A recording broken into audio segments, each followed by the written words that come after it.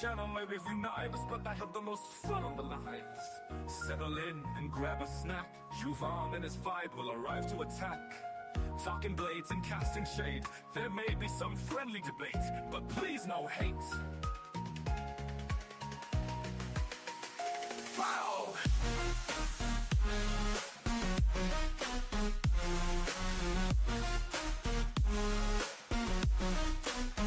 My channel may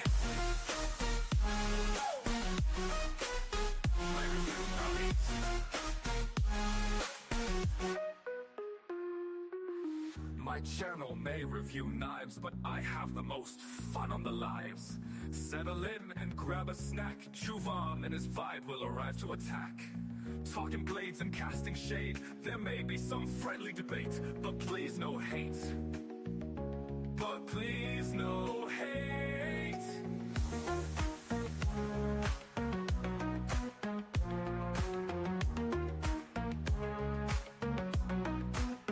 My channel may very few nights, but please no hate. But please no hate. Wow.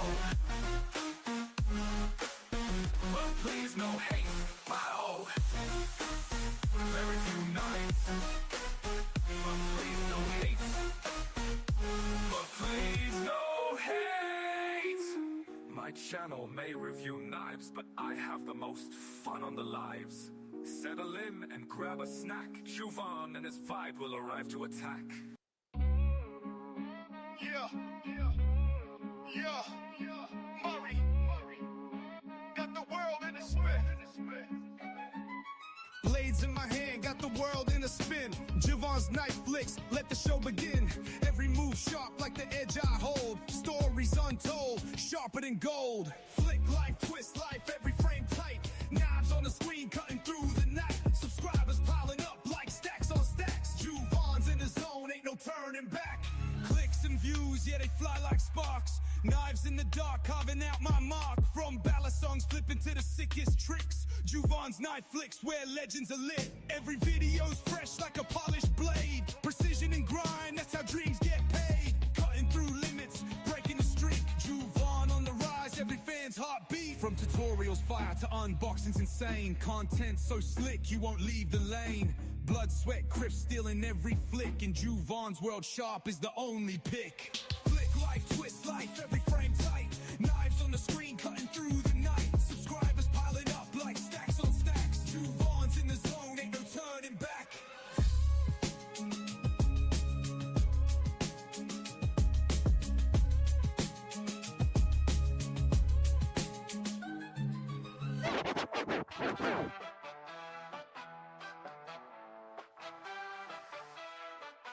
Debate, don't hate.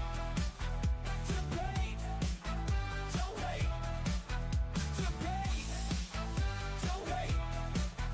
Debate, don't hate. Debate, don't hate.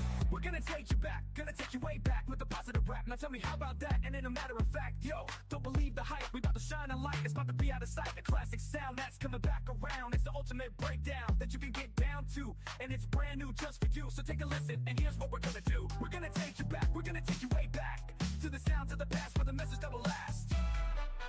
Debate, don't hate. Debate, don't hate. Debate, don't hate. Debate, don't hate. Debate, don't hate. Say debating and you say hating. Now let's get to it, no hesitating. Come on, let's debate it. This hatred is faded. Now get up on the mic and tell me what you say. We came here to have a good time. We came here to free our minds. Don't leave that negativity behind, 'cause it's a celebration of life.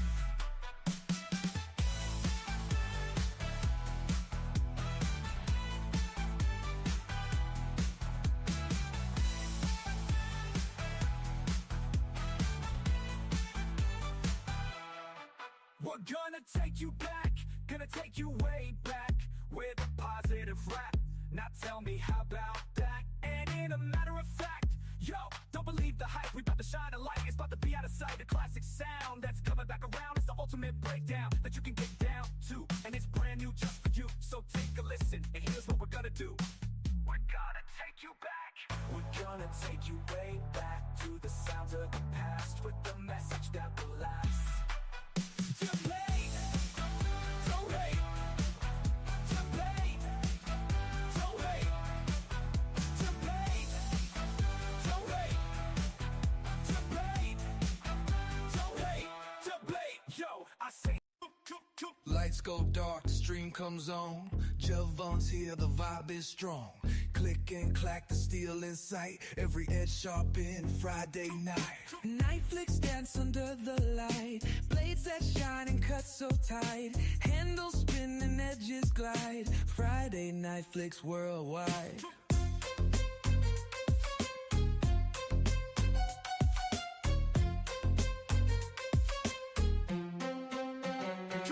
He talks the craft with steady flow. Steel and story you'll wanna know. Flick of the wrist, how smooth it goes.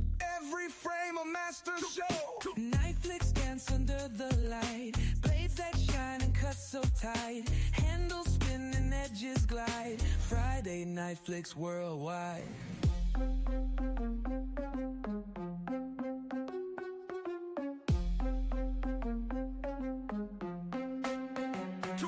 From Bowie to Karambit Steel, every flick has that cool appeal. The chat goes wild when he reveals a masterpiece you wish was real. I'm a little bit, but are you high on cigarettes? And when that stuff runs out, you're gonna wanna make it. Are you high on cigarettes? let's watch Juvon's witness and get high on cigarettes. Let's watch Juvon's witness and get high on cigarettes. Let's watch Juvon's witness and get high on cigarettes. Let's watch Juvon's witness and get high on cigarettes. Do you know that you're right or wrong? Do you know that you're right or wrong? Do you know that you're right or wrong? Do you know that you're right or wrong? He don't smoke 'em, but he loves it when you do. That's why he's high on cigarettes. And if you find him, you should light him up a few. He's getting higher on cigarettes. Let's watch Juvon's witness and get high on cigarettes. Let's watch Juvon's witness and get high on cigarettes. Let's watch Juvon's witness and get high on cigarettes. Let's watch Juvon's witness and get high on cigarettes. Do you know that you're right?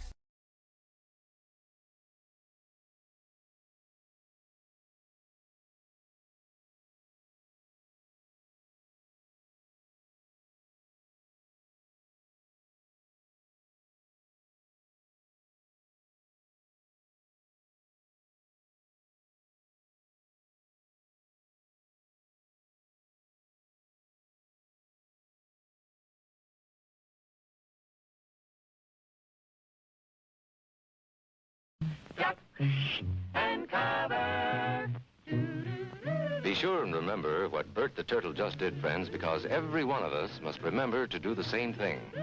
That's what this film is all about. Duck and cover. Paul and Patty know this. No matter where they go or what they do, they always try to remember what to do if the atom bomb explodes right then. It's a bomb. Duck and cover. Sundays, holidays, vacation time, we must be ready every day, all the time, to do the right thing if the atomic bomb explodes. Duck and cover. That's the first thing to do. Duck and cover. First, you duck. Then, you cover. You duck and cover tight. Duck and cover under the table. It's a bomb. Duck and cover.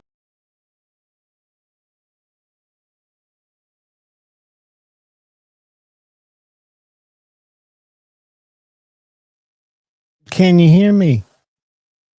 Can you see me? Are you ducking and covering? Good to see everybody. Always try to start a few minutes early since we're going to go kind of a pre-show for said faction. Figure we start early. Got the Nanopus man. I was in the house earlier. Got B Shady, channel member Kathleen Smith. What is up, channel member? We got Marco in the house. Good to see you, Marco. Angelo's in the house. We have got Henry G in the house. And again, I'm early, but I figure better early than late, right?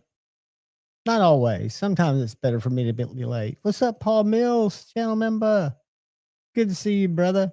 The Maroney channel member, man, the myth, the legend. What is up? Good to see you guys. Happy Friday. Made it through another week.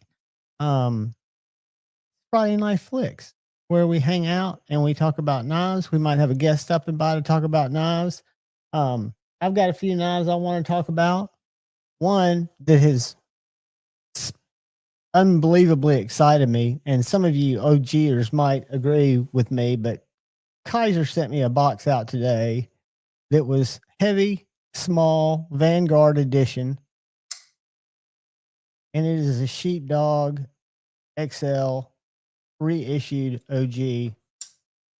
And I can't tell you how happy this knife makes me. This is one of the first knives that I had in my collection, the first Kaisers. It wasn't the XL, it was a regular size, full size. Then I had a mini, then I had a holy one. But what a chunk of a knife. That was a pleasant surprise. I wasn't expecting it. Came in. Very cool. What's up, Richard Hopkins? It is Fixed Blade Friday for me. I've kind of adopted that because for some reason I've started to acquire a lot of fixed blades. I'm a big fan of fixed blades. Big fan of this one. This was in my back pocket today, and it's been in my back pocket every day. And I will tell you, is getting some wear marks on it, but I've cut through just about everything with it. It's a great little knife for people who are looking for a little knife that cuts a lot of, shit, thin shit. Would you get Maroney? The auxiliary manufacturing pocket Bowie. Very nice. Very nice. They make nice knives. I've never experienced one, but I'm very familiar with them. I've seen them around quite a bit. I like the shape of most of them, and I imagine that Bowie is pretty sweet. I'll show you one that came in for me to check out that I thought was really cool. Crazy Roach member for 19 months. Dude, I appreciate you. Quick.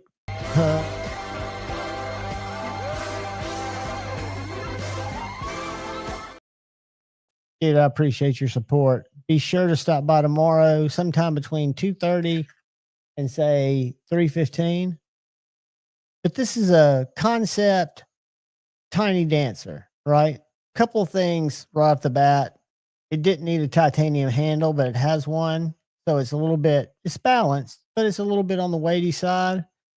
It's got a satin flat, and then it's got this weird grind. I don't know if you can see that, where you usually see a horizontal step milling. This has got more of a vertical step milling. What's up, Joe Isabella? But I'll tell you, it's very comfortable. It's got a harpoon, very small. It's got a little Kydex sheath. I put an ulti clip on it, but it works very well. I've not really tested it yet, and again, for me testing it, it's carrying it in my ass and my back pocket to see how it feels, cutting some cardboard with it, cutting some other stuff with it, and seeing what's up. One knife I but did my little cutting with, that's a review that's coming out, I think tomorrow, maybe the next day, is this Kaiser Spitfire, which is a new design from a guy named Chris something. Little thumb stud, liner lock. This one is Damascus, but they make it in other steels too. Very great at slicing paper, but it's kind of a pokey, stabby knife. So it's a little bit high on the blade geometry, about halfway down. I don't know if you can see that, but it's not the greatest at running through cardboard, right? So different blade geometries kind of dictate what a knife's great for. I would say for an EDC knife that you might need to save a Slurpee on, this is a great little knife. If you're going to break down a ton of cardboard, there are thinner options that are more suited for that kind of cutting. Cutting paper, this is a gem. because it splits it apart. Cardboard hangs with it a little bit more. Mad Yako, what is up, brother? Oh man, I'm glad y'all are hanging out, dude. Friday night, tell your buddy I said hello. Hello from the Bama. Mimo, what is up? Good to see you, brother. And Richard Hopkins, channel member, the man, the myth, the legend, is in the house. What is up? Trying to go with something more of a fantasy through the cave. Stevie has the coolest backgrounds on his lives. And I've got to get somehow access to the car crashing in the garage with the Dick Rider. I think that would be apropos right now. I wasn't going to bring it up. I wasn't going to talk about it, but I do have the Instagram post pulled up with all the comments that I find absolutely hilarious. But people get, like I say, in this game, it's hard to take yourself too seriously. And if you're in the game where you're designing products, I can see how things can become more serious or feel more serious. But the same thing is, it's just it's a knife thing, right? So I find it interesting to see different discord happen around different things, right? For 2 days, it was Gavin, Hawk, and Microtech. Now you don't hear anything about that, or at least I don't. But maybe it's because I'm unplugged and I'm watching more tangential drama that means really nothing. Show you something cool from UltiClip. This is the new AD or APH clip. It's made by UltiClip, and it can be used to be mounted sideways if you want to carry this thing horizontal on your belt. It can also be mounted vertically. You can pull these two wires together to make it a single wire if you want it just to go down one side. It's originally designed for a belt carry, but I've been testing it. This is the other one, the APH. I bought both of these on Amazon, and I'm trying this one. This is a single deal. Again, made more for a belt, but it does fine in my back pocket because I rarely pull my knife out without using my thumb ramp. So as long as I'm using my thumb ramp, I can deploy these knives very easily. And I like these little thin clips. They're light. They're only about $12 on Amazon, and they seem to work very well so far. This one, and I'm not a big wear it on the side of your belt guy, but this one, if you want to carry stuff appendix, it is so easy to get on and off your belt. Easier to get on than to get off. What's up, Ron Crow? Ron Crow, what time's your live tomorrow, buddy? We got to find a way for you to stop in or me to put in the word of the day for you if you're not going to be able to make it. Is it at 3 o'clock Eastern time? Because I know that's where I got messed up before. This is a little TKL combatant. My favorite TKL EDC knife that's not super, super tactical, but still tactical enough to jab in somebody's head if you needed to. Are you going at 3 Eastern tomorrow, Ron? Because for all practical purposes, you let me know and I will put in your word of the day.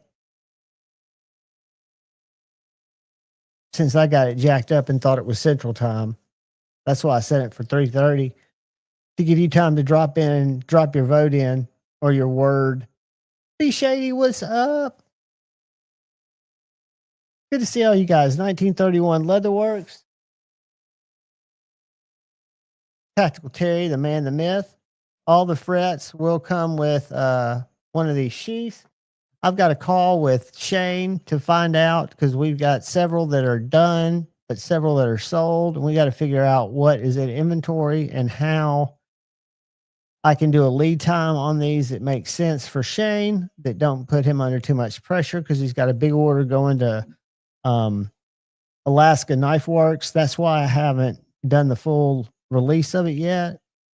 But I can tell you it's a fun little knife, very well made. And there's some out there that are, I know Ryan picked up one of the purple with see-through pink pins, but there are a couple of others out there that are just gorgeous. I like this colorway, suits me fine.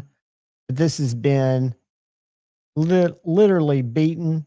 Had one edge put on it that wasn't put on it well. I cut with it. Then I got a very good edge on it. Has not need to be touched up. Haven't stropped it. And it's just a tall, slicey kind of beast. It has cut me twice. And that's because it fell on my finger when I was showing it next to another knife. 3:00 Eastern time. All right, buddy.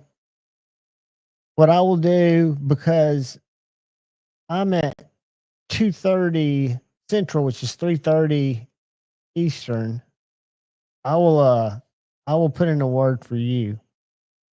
And then I'll send everybody over there when we get done at 45 minutes after we start when we do the drawing. And I apologize for that, guys. I've done a couple of different polls and I'm open for any time to do the members live because it's an hour, which is really just a giveaway for you guys. We can do it any given time that suits y'all. It's hard to find a little window where you can do that. And Saturday afternoons seem to work because Maddie was allegedly going to be able to be in, and I don't think he's been in the last week to vote. So we may have to move it up. But again, hopefully you guys have had a killer week. You guys have had a great knife week. Had another knife come in from Kaiser. This is an older knife, but it's a neat knife. It's this little Kaiser deckhand. I guess you'd call it a boating knife because it doesn't have a very pronounced point, but it's a tall flat grind. Nice sharpening choil. D2, pretty basic, but a good value. I've got an unboxing coming on this. I'll put a link to it, and then I've got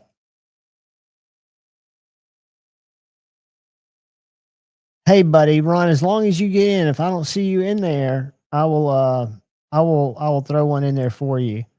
Because I know I've kind of stepped on your live trying to schedule around it, and I do apologize. But guys, is anybody else excited about the Sheepdog? The Sheepdog XL, that again is more knife than anybody needs, but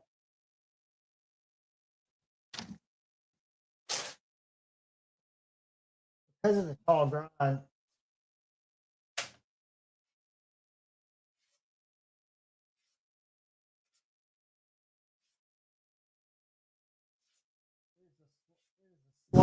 slicey beast. It has great action because the blade's so heavy. This one's not the holy one. This is just the flipper tab, but you can do a light switch or you can do a push button. It's got very snappy detent. This jimping on the side, which comes back from the old titanium ones, which I had one of those back in the old days. I've had so many Sheepdogs. Again, when I unboxed this and saw that it was a thing again, I thought these had been discontinued. I was kind of excited. It brought back some very fond Kaiser memories. Ron, it probably will, because if I'm not mistaken, the XL at one point did have a finger hole. It's had a lot of different iterations. As a matter of fact, I was looking on Kaiser's site tonight looking for that knife. Let me see. I think there's some that have the thumb hole that are on aluminum. Let's go. Sheepdog.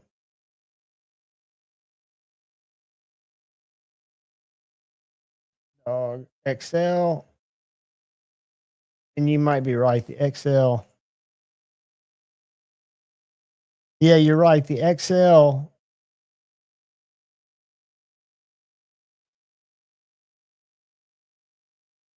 The only ones right now that have the hole are the full size.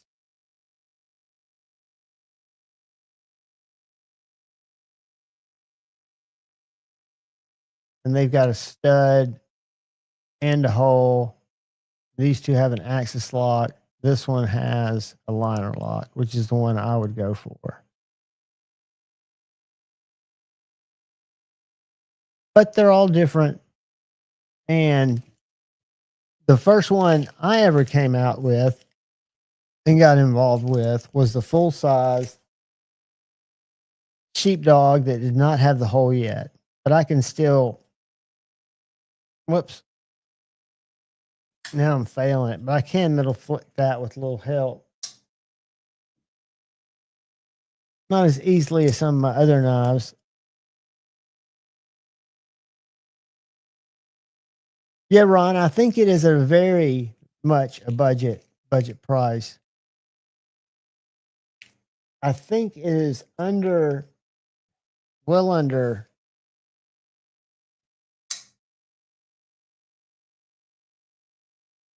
This one's 14C, so I am not exactly sure. 'Cause again, I just unboxed it today. I haven't even researched it. But I will, and I'll have kind of a more detailed review coming. I don't even know, to be honest with you. I think it's been released. Another really cool one is this concept par. They also make this in a tenable par, about a 50 bone knife. This is about a 99 bone knife. This one's an S35. The other tenable par is in G10 and 154 or 14C. I can't remember which. But really a nimble, small little EDC fixed blade, and one of the first ones to come with a pocket clip in terms of making it kind of designed to be a pocket dropper. I thought that was very cool. I was stoked for that. And I do have a new flavor of Crescent 9 tonight. This is raspberry lime. Unfortunately, it's seltzer, not soda. So we'll see. Those XLs, Richard. Let me see. Let me go to Amazon. I always check Amazon because I feel like that's real prices. And unfortunately, I ordered something on Amazon today that'll be here Sunday just because I don't have patience. Let's go. Kaiser.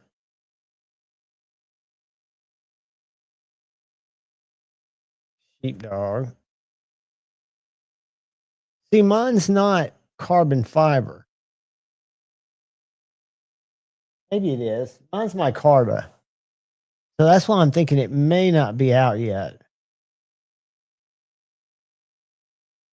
Because you're right. The one that they've got in stock is 154 cm, but it's carbon fiber,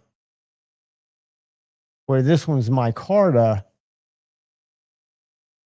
And it's probably going to be, I'm guessing,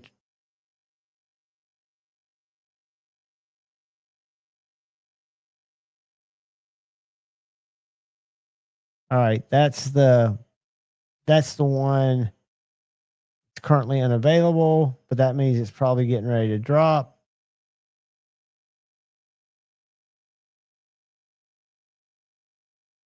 But very cool. But I ordered a gimbal today because I'm getting ready to go. My buddy's down at Knives and More just got in a whole bunch of Benchmades. I'm going to be doing an overview of a very rare limited edition Benchmade Saturday afternoon. It'll probably go live Sunday, maybe Monday. I've got a video tonight that I'm going to record for tomorrow. That should be a bunch of really cool pocket dropper fixed blades. I'm working at it, guys. I'm trying to work through the creative constipation. What's up, Chris229? How are you, buddy?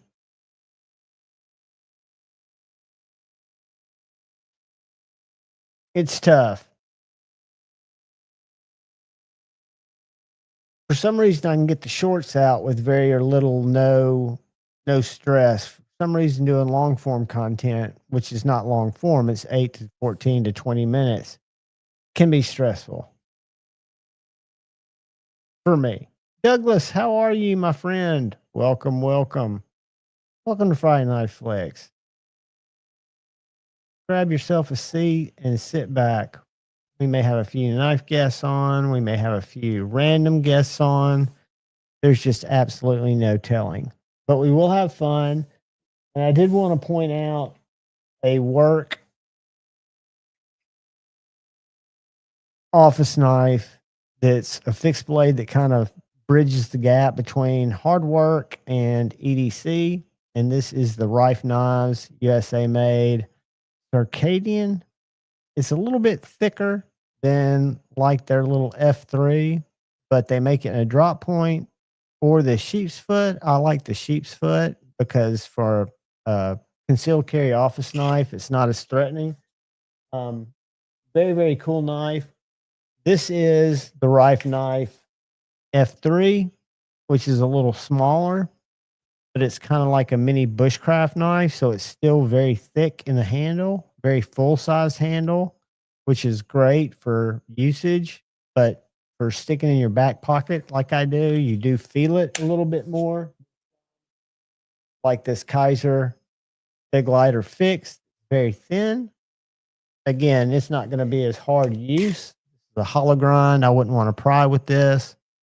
But in terms of cutting stuff and sitting on it for extended periods of time, it's a pretty comfortable knife. And they make this knife in a drop point, in a sheep's foot. I think Richard has a sheep's foot. And I think they're all hollow ground. I know this one's hollow ground, this Tonto. And this is an AEBL steel. And I want to say it's somewhere right around 60, 65 bones.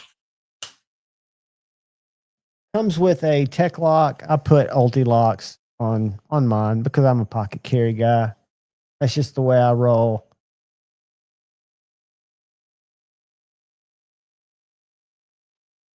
They would, Douglas. I'll show you my favorite camping knife that I haven't camped with, but I have chopped with it. And I've not shot any footage chopping with it. But this Kaiser iFix 7, drop bear iFix 7, I have beaten on some pretty dead wood, thinking it might roll the edge, and the edge is still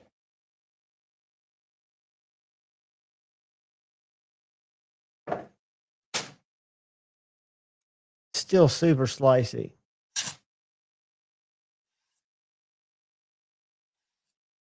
And this one's just $10.95. They also make one in AEBL.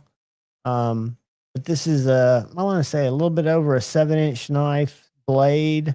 The overall knife's over 12 inches, but it is a beast called the Kaiser iFix. A great camper, not one I'd want to carry on the daily.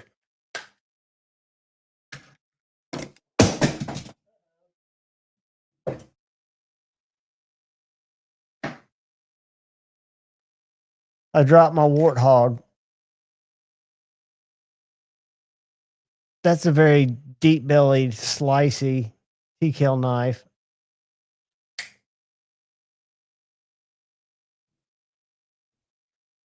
But the coolest one, in my opinion, that y'all are going to get a lot of more information on soon when I do the overview on it. And I'm waiting for some testers to come in that'll go out to some other reviewers. But this little knife right here, this Edgy American Blades fret, is more than I anticipated it being when I designed it, because Edgy made some improvements like on this little swedge here at the back, or this where it just locks your hand in. And then I love the little arch worked out better than I thought it would in terms of fitting in the butt of your hand. But again, this is a knife for opening Amazon packages, for breaking down cardboard, for cleaning game. If you do that, again, it'll come with a little tactical 1931 Leatherworks Tactical Terry pocket dropper sheath. And a video will be coming soon. What's up, Kathleen? Thank you, Kathleen. I appreciate that. It has been cutting amazing. And there's several more. I've got to talk to Shane. We talked tonight and find out how many are available versus that have been spoken for, because there's several that are in various stages of production. And then we just got to figure out, it won't be ridiculous by any means, but what's a fair lead time to offer people that get spots, where it doesn't cut into Thug production or other things that Edgy's working on.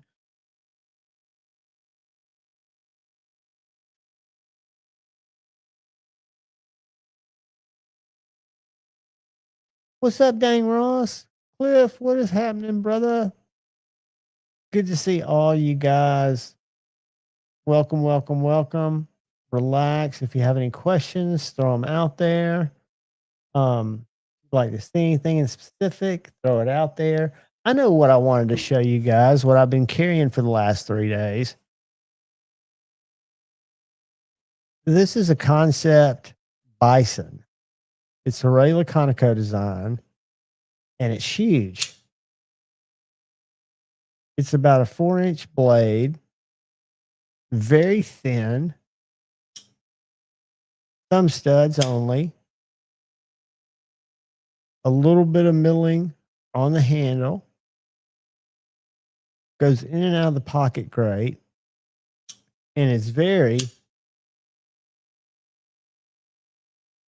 slicey. So it's thin stock, but it's very long. And it's very economical for what it is, titanium and S35 VN. If we were going to pull that up, let's go to Amazon and see if it's on there. Concept bison.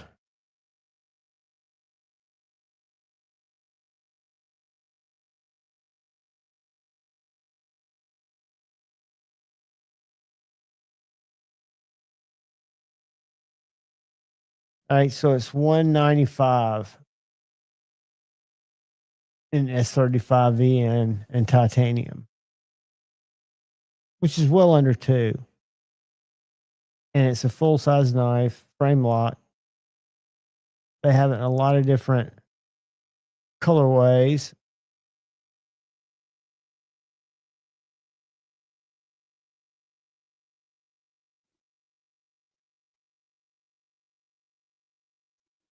And what I love about Amazon is you can get your stuff soon. Some of them are $199.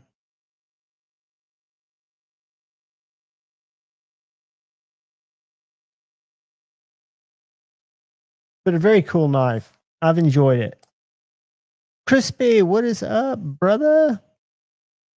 Good to see you, man. Happy Friday to you, my friend. Happy Friday to all you kids.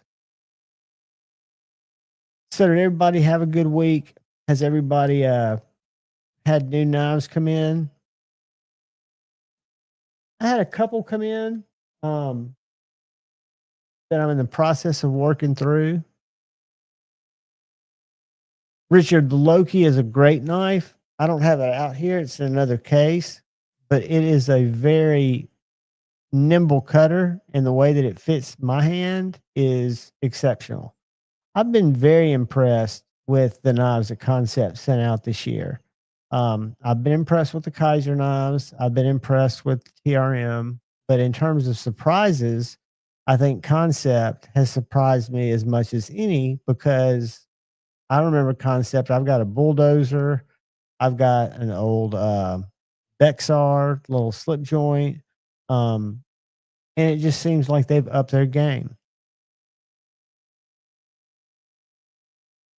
And it may be because I'm seeing more of theirs than other knives.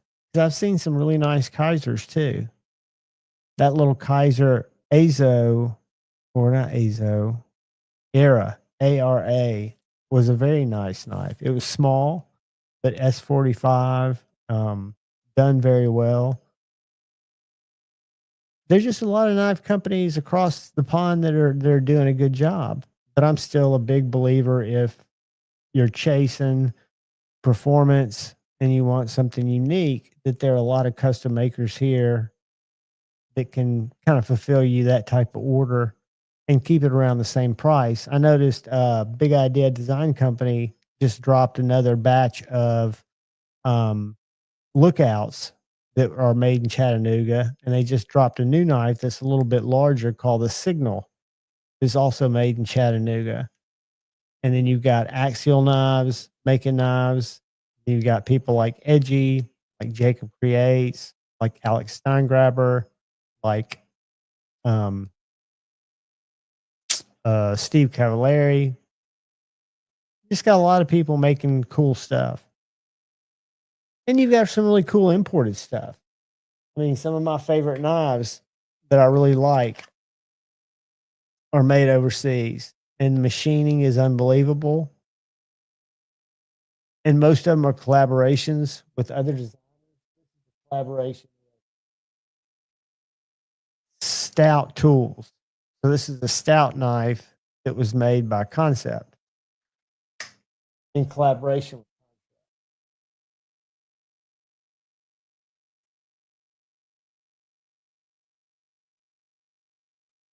And then you've got the old classics like TRM, whether it's a Bulldog in a river lock, or it's a Neutron in a liner lock, or a frame lock. These are some of the sliciest knives in existence. Very reasonably priced, USA made. The only thing that's not USA made is if you get carbon fiber. They'll tell you it comes from Lithuania, but everything else is machined in-house.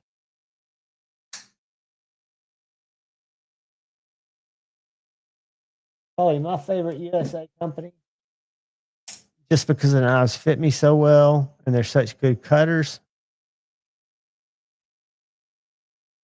Mimo, I think Kyle will. I haven't talked to him this afternoon to see how he's feeling, but hopefully Kyle will jump in here and share some knowledge. We can keep our fingers crossed. We may have a visitor. Jason Grant may pop in here.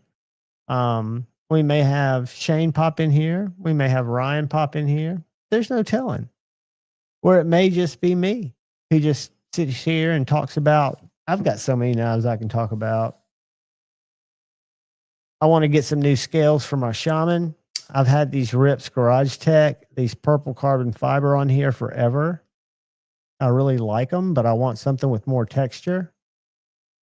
So if anybody's looking to trade for some really nice Rips Garage Tech carbon fiber, purple carbon fiber, and you've got some Shaman scales,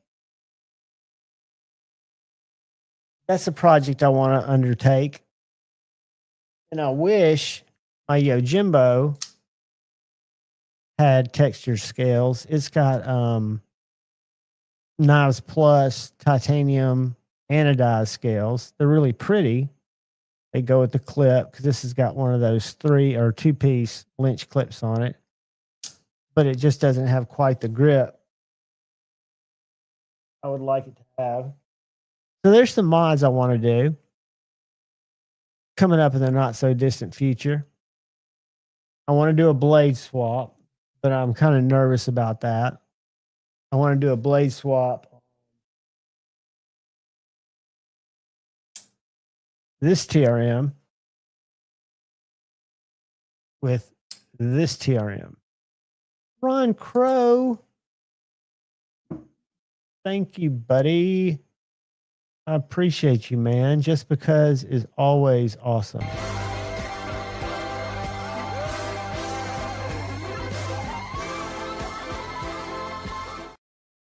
Never expected, but always appreciated. Thank you, brother. I appreciate you more than you know.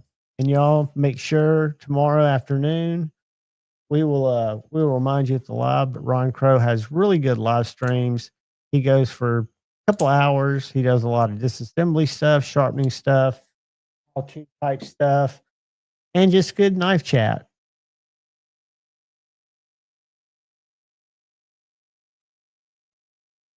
I don't have any text, so I haven't got any text that says Kyle's not joining us tonight. But he usually comes in about 9 o'clock. He usually waits a little while because we usually don't start till 8:15. Now I was going to send a couple of real quick links. Hold on one second. Up here to Instagram.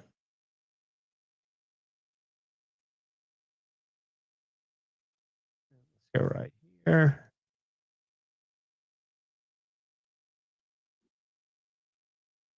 Drop a link in there.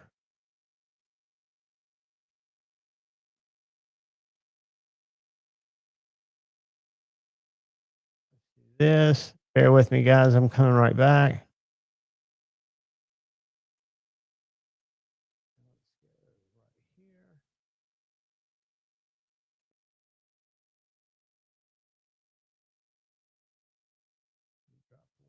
There.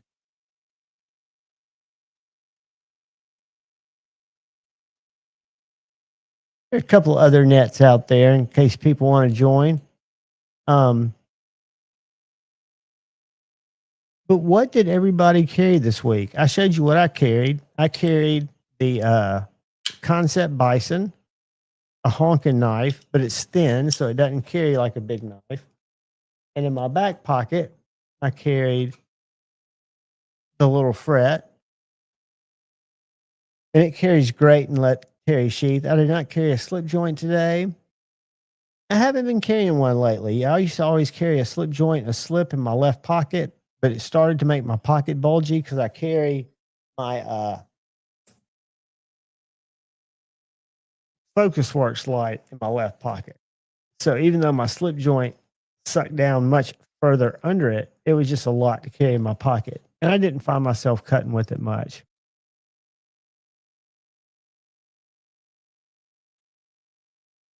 PM2 micarta S90V today. Very nice. PM2 is my favorite EDC knife. I don't have any S90V. I have a S110, an S30, and a CTX XHP that I got from Justin, Warncliffe. So I've got one of each blade shape, but I do not have an S90V. But a lot of people were surprised that I prefer the PM2 over the PM3. But for me, the grip and the handle is just perfect for EDC. For my carry, it's not too long. It cuts well. I've got one that kind of cuts different stuff. I need to go a little harder in the paint. I don't have my, this is my S110V. I don't have my Tonto over here. It's over on my table. This is the linerless. So this one I was able to get rid of the non-compression lock liner. Made it thinner, which is a good thing, except Shane, I did one for him. His neuropathy made it harder for him to utilize the lock. So he had to get a compression made easy. What's up, Nick? Good to see you, buddy. We're just chatting about knives, dude. Chatting about knives, chatting about lives.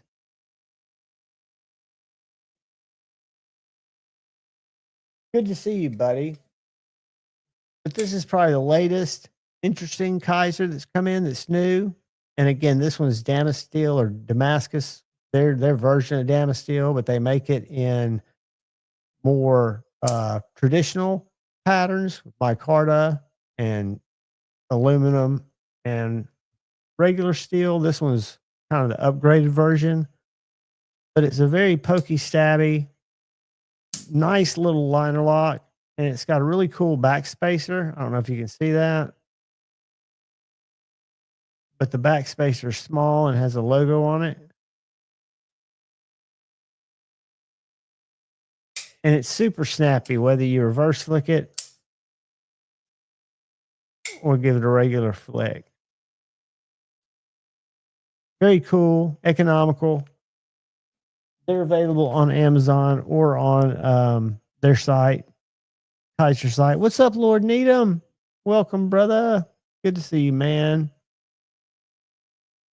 Another one of the most favorite of my Instagram posters.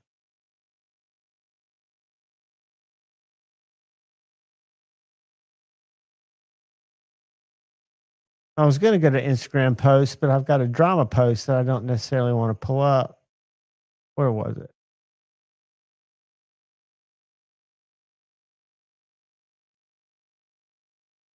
I just find it funny.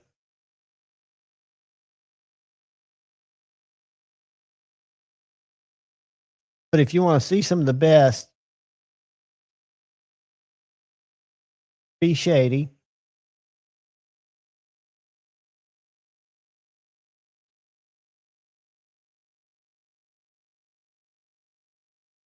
Has some killer posts. Really well laid out, really well thought out. Where I just take pictures on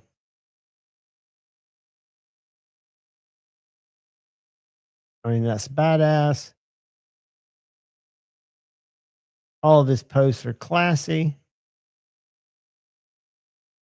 That's a great knife. That axial knife's right above the Neutron. And then you've got Lord Needham.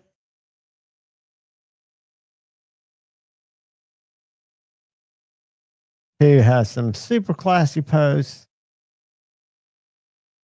Very photographic and also has some just really cool blades. I love that little guy right there.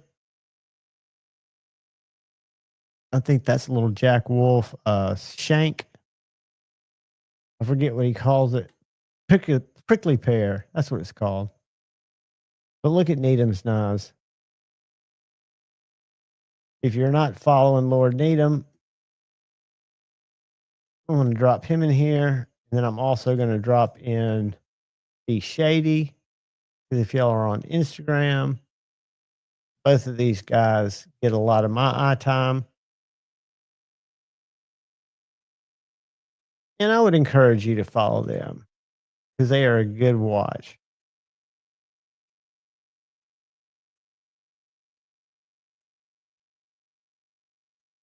There you go. There's your Lord Needham.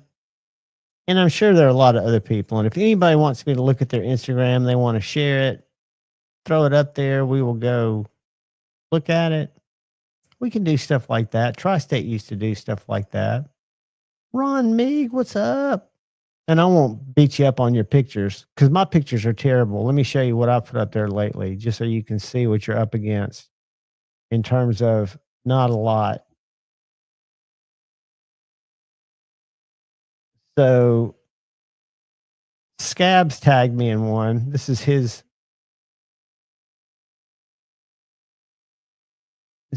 reel.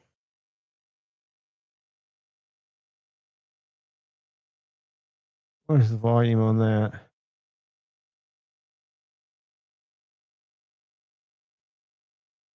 Here it is.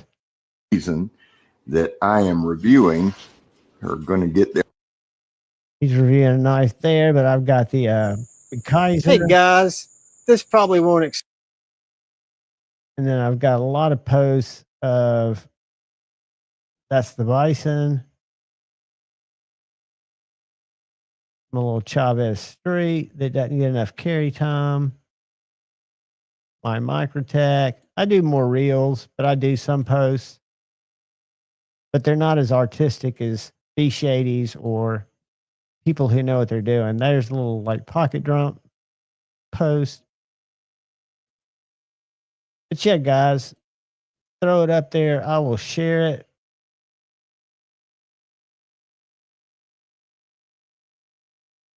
I appreciate it, brother. All I do is click and go. I mean, that's the whole thing that I hope to do as I continue down my YouTube path is bring some better production into it, but don't know if that'll happen anytime soon. I have made an investment in my live stuff, so hopefully I'll get outside more and different knife stores. But I do need a camera. I just know it would take me having to learn it, which I need to, just to do my top down stuff. Because I do everything with an iPhone, which works pretty well. It gets the job done.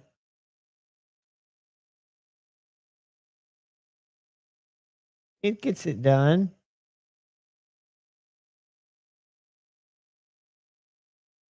Easter duckling, dang Ross. I don't even know what y'all are talking about, but I've got to find out.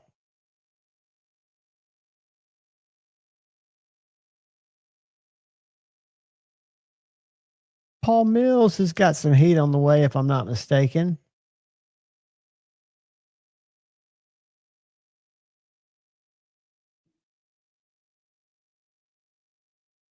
I think the coolest thing I got in lately was the reblade on the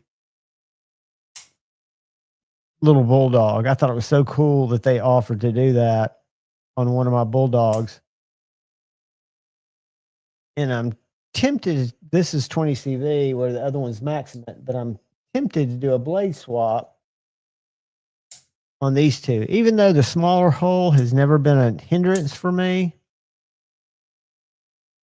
So I don't know. I may just leave good enough alone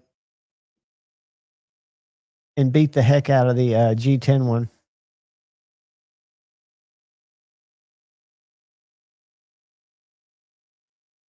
Oh no. Lord, did you drop one? Uh-oh. It'll turn up. You probably stuck it somewhere. Probably not even outside. You probably, without even thinking, stuck it somewhere by your mower or...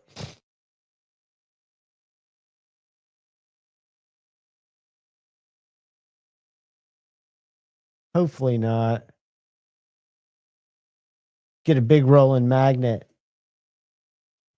I'm sure it's probably a huge yard too.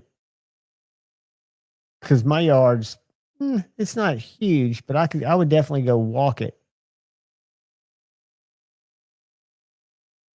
But it seems like anytime you're carrying something, we're so used to it being in our pocket that if it all of a sudden wasn't out there, we would feel it or feel the lack of it being there.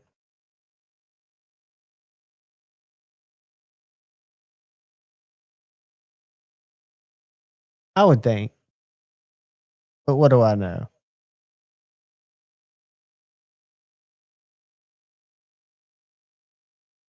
That's pretty big. Lord, I bet it turns up, buddy. You walk through the raindrops. You won't have negative karma hit you. You're too good of a guy. You're the reason I've got this little bad boy in my collection. If it wasn't for Lord Needham, I would not have a mini Arius. I would also, I'm trying to think what else I wouldn't have. There are a couple other knives I wouldn't have. But I have been trading some lately. I did trade my S35 Mini Marauder with my little local knife store, Knives and More. I want to get Tate on here one night, talk about them. They just got in a huge Benchmade shipment. I'm going up there tomorrow afternoon after my live stream to pick up a thing or two to video. And then probably the beginning of next month, I'll do another walkthrough and they're fully stocked with all their new case stuff and their old case stuff that they recategorized and put in there. Cause that's what a lot of people like, even though it's not my jam. That vintage stuff that's in like new condition. But yeah, really cool knife store. And I'd really like to have Tate on one night to come on and just chat about what they do, how they do what they do, and how you can get in touch with them even though they don't have a website. They're very effective in terms of selling around the country without a website. It just requires a phone call and a conversation.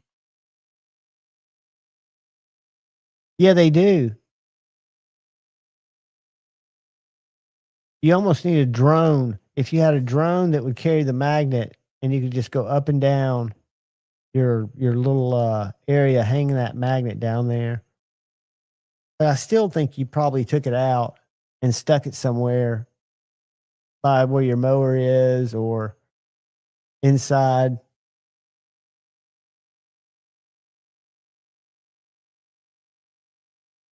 No, you can't let the mower blades find it. It'll turn up, dude. And the flashlight might give it a what color is it? Is it blackout?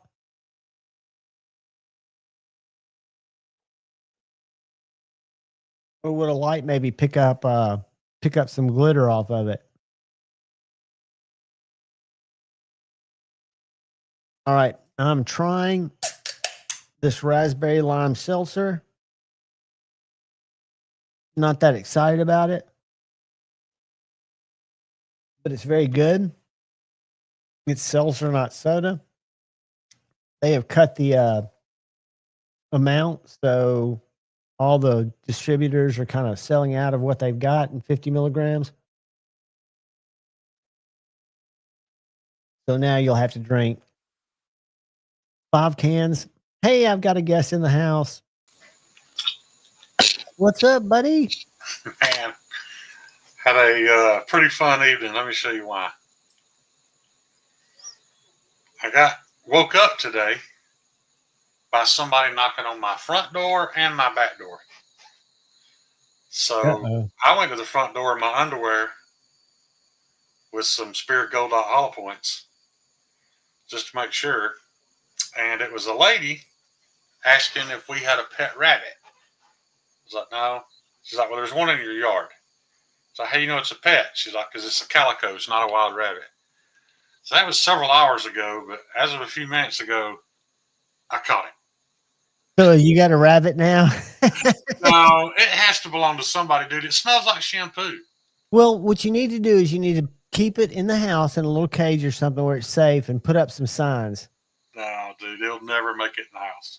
That's why I was determined to find out who it belonged to or catch it. Because as soon as BB had to go outside to use the bathroom, that was the end of that rabbit. So luckily, I went up to the next door neighbors and asked her, and just happens when I turned around, my flashlight caught it. Like, there it is right there. So she helped me. We cornered it and caught it. Was it her rabbit? No. But she actually has rabbits, but she actually lives like an hour and a half from here. Her boyfriend lives across the street. So I don't know. If it doesn't have a home by Sunday, she's going to take it to her farm. But I've got it all over all the local. What's happening in Rainbow City and all that. So. And you got it in a safe place now with her. Yeah. Sweet, dude. Yeah. Rabbit's right. My only concern was, I just didn't want to see some. If it was a wild rabbit, that's different. Wild rabbit. They're living on the edge every day, but that thing can't even run. Yeah, tipping. It just does that little slow hop. It's just a little play toy for a killer kitty. Yeah. You been down working today? No. I probably should have, but not before last when I was working, dude. It was weird, man. Like all of a sudden, I got so tired. My hands were shaky. Like I didn't feel like I had any strength in my legs. Like my knees were all wobbly. I'd ate, so it wasn't my sugar. I was just that wore out.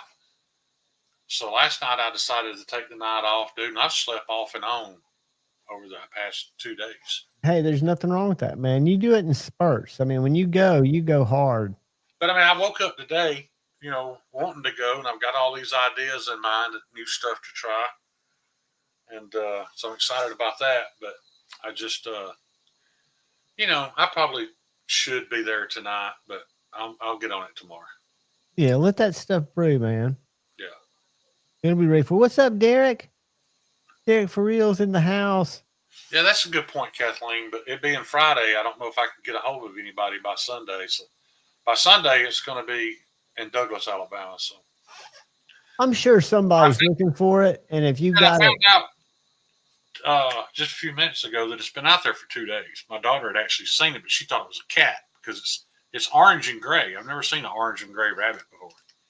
Hopefully, well, if somebody dropped it off, at least it's going to a place where there are other rabbits and it can have a good life. Yeah, and she don't raise them to eat them either. They just rabbits are kind of bad pets though, man. They poop a lot, and they don't have a very long 2 to life 4 expectancy. years. Yeah, 2 to 4 years, all you get out of them, dude. And and the poop is just unmanageable, man.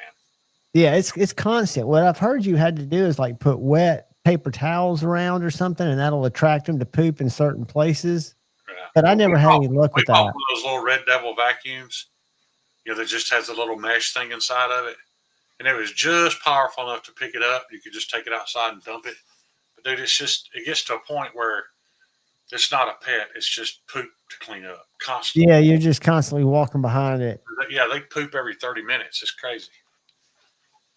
You got a skunk, dude. That'd be awesome. I've seen pictures of those baby skunks, and they are so cool. Yeah, skunks are pretty. And then I found out, like I said, when I went up to the neighbors, she was like, "Do you know who that was that ran through your yard today?" And I was like, "Are you talking about the 2 ladies that were beating on the door?" She's like, "No, some guy ran through our yard, like right by the front porch, holding his pants in one hand, ran down the hill across the street and ran right by your front door, like he cut off." He cut the corner through your yard. He was on the pursuit. Yeah, he was running from somebody. There's some apartments a couple of blocks from us that aren't the best. But I mean, this is a nice neighborhood. But he need not fuck around over here. No, people don't need to be fucking around in your yard. So who was beating on the back door? Were they both looking for the rabbit? Yeah, it was the 2 landscaping ladies that were working across the street. And why they thought it was a good idea to go to the front and back door? Well, they were just trying. They probably thought it was your rabbit that had gotten out. Yeah, that's still pretty suspicious, dude, to be knocking on both doors. Oh yeah, that's especially when you're laying there half asleep. Yeah. I opened the door, standing there talking to her, and I was like, "Let me get some clothes on." So I answered the door in my underwear. I had it happen because I do some weird sleeping, but I'm usually in clothes. And it was about 10 o'clock in the morning. I was woken up. I was on the couch, and it was a dude trying to sell me Google Fiber for like the 12th time. I said, "Look, dude, I've told you AT&T, if they go up one more time, I'll call you. If not, there's no need for you to call me. It'll take you too much time. I'll have to reset it all up. I'm a simple guy. It works. Don't fuck with me." Yeah, my sister had a rabbit.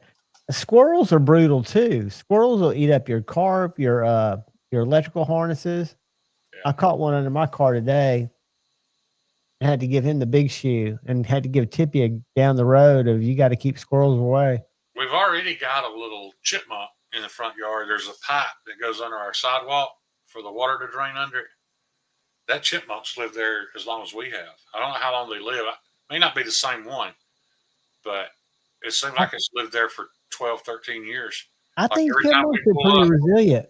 We'll see him run up into that pipe. We put seeds and like bird feed or rabbit feed, whatever out there. But it's been really fortunate, dude, that it's lasted as long as it had. And I wouldn't have cared for the rabbit to hang out there, except for the stuff that would get it. Ryan, you got a link. The funniest thing, my mom hangs out those suet baskets, for her birds. Yeah. And so she came out there today and it was gone. The basket was gone. The hook was there. The basket was gone. Nowhere on the porch or anywhere. And she was like, well, a squirrel or a raccoon or something got it. Well, the next day, the empty basket's up by her door. It brought it back. Yeah. So mom filled it up again. Hanging up there, and she didn't have a camera, and it'll be damned if it wasn't gone again. I was like, Mom, these raccoons are playing you. So I showed her videos on Instagram, people that have night cameras. Yeah. So a raccoon sitting there pulling one of those ropes till the feeder comes over, and then sit there and shake it till all the shit comes out of it. Smart, man. We've got 2 crows that live in a tree across the street. Crows are the smartest things. And my wife, she keeps putting stuff out there, hoping, because they'll bring you stuff. Yeah, once they bond with you. If you put food out for them long enough, they'll start bartering. They'll start bringing you shiny items, And if you make them mad, they'll supposedly keep a grudge. Yeah. I mean, you don't want to go knocking out a crow where the other crows can see you. And she's got a rat in a 50-gallon aquarium. That thing's, it's every bit of that big. And rats can be really good pets. It is a really Unfortunately, good pet, dude. It's I super couldn't. clean. It's super clean. It, you know, it's no trouble. It's easy to clean out its cage. Hey, thanks, Derek. Hey, and y'all, it keep loves her. YouTube Music Portal in your prayers and his family. His mom passed this morning at home. Oh man. YouTube Music Portal's always in here. Huge supporter of all the channels. Prayers up for you, brother. Thanks for sharing, Derek. Man, life is short. Buddy. I've had to almost every day now in the afternoon. I have to go up to my dad's because he'll leave his phone in his jacket or he'll leave it where he can't really hear it. And I'll call him to remind him to take his medicine and he never answers it.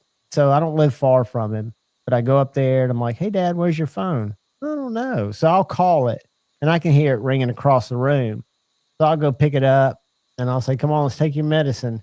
I mean, he's just getting to the point where, I mean, old age isn't for pussies. That's for sure. No. There it is. Oh. Uh-oh. There it is, hanging out in the front yard. Oh. Just chilling out there in the side. But he was looking for somebody to. I mean, he was comfortable when you picked it up, wasn't it? Yeah, he avoided us. You know, it's a she, by the way, but you know they can't really run very fast. They just talk, and they kind of avoided us. But once we caught it, it squealed like for half a second. Then once we picked it up and started cuddling it, it was fine. Yeah, so it's used to human interaction. It belongs to somebody. And like you said, and somebody could have got tired of cleaning up the poop and just dropped it off. Dropped it off, which is the worst. But if they drop it off in a neighborhood where they know, they might have known the lady next door had a connection with the rabbits. You just never know how people. Well, we've got a cat now that's how we got it. Somebody just dropped it off in the yard. They didn't know where else to go, so it hung out here until Katie brought it inside. Dude, I've got a cat that, Cheeto used to come by and came back. Cheeto showed up. I don't know if he moved and came back, but he's real squirrely now. But this little tabby cat has been coming up for the last 2 weeks, and it's total feral. And I'll leave out some wet food that Tippy won't eat, just that chunk of like pate or whatever. And that little cat will sit there and it'll watch me and it'll eat it like in big gulps. It won't sit there with its tongue. It'll just gulp it. And it'll eat a whole can every night. And it comes up every night at about 7:30 or 8. And it eats and watches me. And then it'll sit there and clean itself. But it's right off the porch. And Tippy's been outside on the chair while it's eating. And I would think it would kind of figure, well, if I come around here, I'm getting taken care of. Because it's evidently only getting fed once a day. Yeah. Because it eats that whole can. But it's a cool little cat. But it wants nothing to do with me. I can come to the door and it'll fucking haul ass. Yeah, Derek, I'm aware of their spine issues, but yeah, you can break a rabbit's back if you don't pick it up correctly. But it didn't fight at all once we held it. It didn't mind at all us petting its face, anything. It was fine. But Ryan, I want to say we still have it. Me and the lady across the street caught it. Like I said, she's raised rabbits, so she took it to her house. She don't want to keep it. But she's going home Sunday back to her farm. And she said if we don't find it a home by Sunday, because she won't be here to take care of it, that she would take it back to her farm Sunday. So it might be hard. I don't know if you got a printer, but if you put up like just 3 or 4 signs just around the neighborhood for people who aren't online. Like I'm going to call animal control tomorrow and just see if they've had one reported missing. Yeah, because people would report it missing. Yeah. I think it's odd. It's been out there for 2 days, and it smells like high-end salon shampoo. Yeah, so somebody's been taking care of it up until a point. Yeah, and if you're going to dump a rabbit off, you're probably not going to be shampooing them up. Right. It's probably somebody's pet. Yeah, probably so. Tempted to wave at Shane. We had a pet rabbit, and it was horrible. Like when Katie got home and saw us out there holding it, she was trying to talk, and I feel bad telling her she can't keep it. Remember, she don't have time. The last rabbit we had, she didn't have time. I mean, dude, rabbits, if they're indoors, it's a full-time job. Just cleaning up after them. Yeah. And we can't put it outside for the dog. How do you know that shampoo smells like you ain't got no hair? I just say this: the rabbit smells like walking past a Bed Bath and Beyond. So, not that you go there anymore, but it smells like some of those clubs you used to frequent. Yeah. Now those girls don't wear no Bed Bath and Beyond, do they? Picky about their perfume. Bed Bath and Beyond's not bad when you walk by in the mall. They wear $500, and it's just a status thing with them. Nobody gives a shit, but they wear a $500 bottle perfume. Shane uses conditioner and everything. I do use conditioner in my beard. It takes I don't know. It just feels wiry if I don't. I had to order some shit off Amazon called hair cream because my hair would just fucking poof. Yeah. I need to cut it, but figure it'll cost me $12. Yeah. Yeah, I just wash my head with soap though. Now, if I run out of soap, I've washed my whole body with shampoo, so I still know what shampoo smells like. But I try not to use chemicals to bathe with anymore. That's true, Derek. I paid $20 a bar for the soap I've got, and it's that thick. It's a big puck. Are you buying $20 is too much, but it's Are you buying Duke Cannon? No, I get it from SOE. It's Combat Cock soap, but it's actually Combat Cock. Yeah, Combat Cock soap. But it's actually lye and animal fat. It's just natural shit. Yeah, but it smells amazing. Yeah, and you can tell it's natural soap. Like you'll remember what natural soap was like when you use it. Because when you get out of the shower, you have to turn the shower back on to wash the shower out because there'll be soap scum all around the ring. But it doesn't leave your head feeling greasy, does it? We've just gotten used to that not being a thing because we're using chemicals now, and it don't leave that ring. But good soap, you gotta rinse the shower down afterwards. But I like Dr. Squatch too, but it would just go away too fast.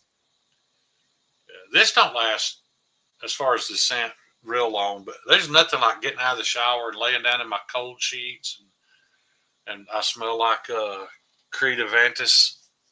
Yeah, we know about you laying out naked and what you sometimes come into and discover. Yeah, everybody sleeps naked though, don't they? I don't sleep naked. I throw on boxers. Mm-hmm.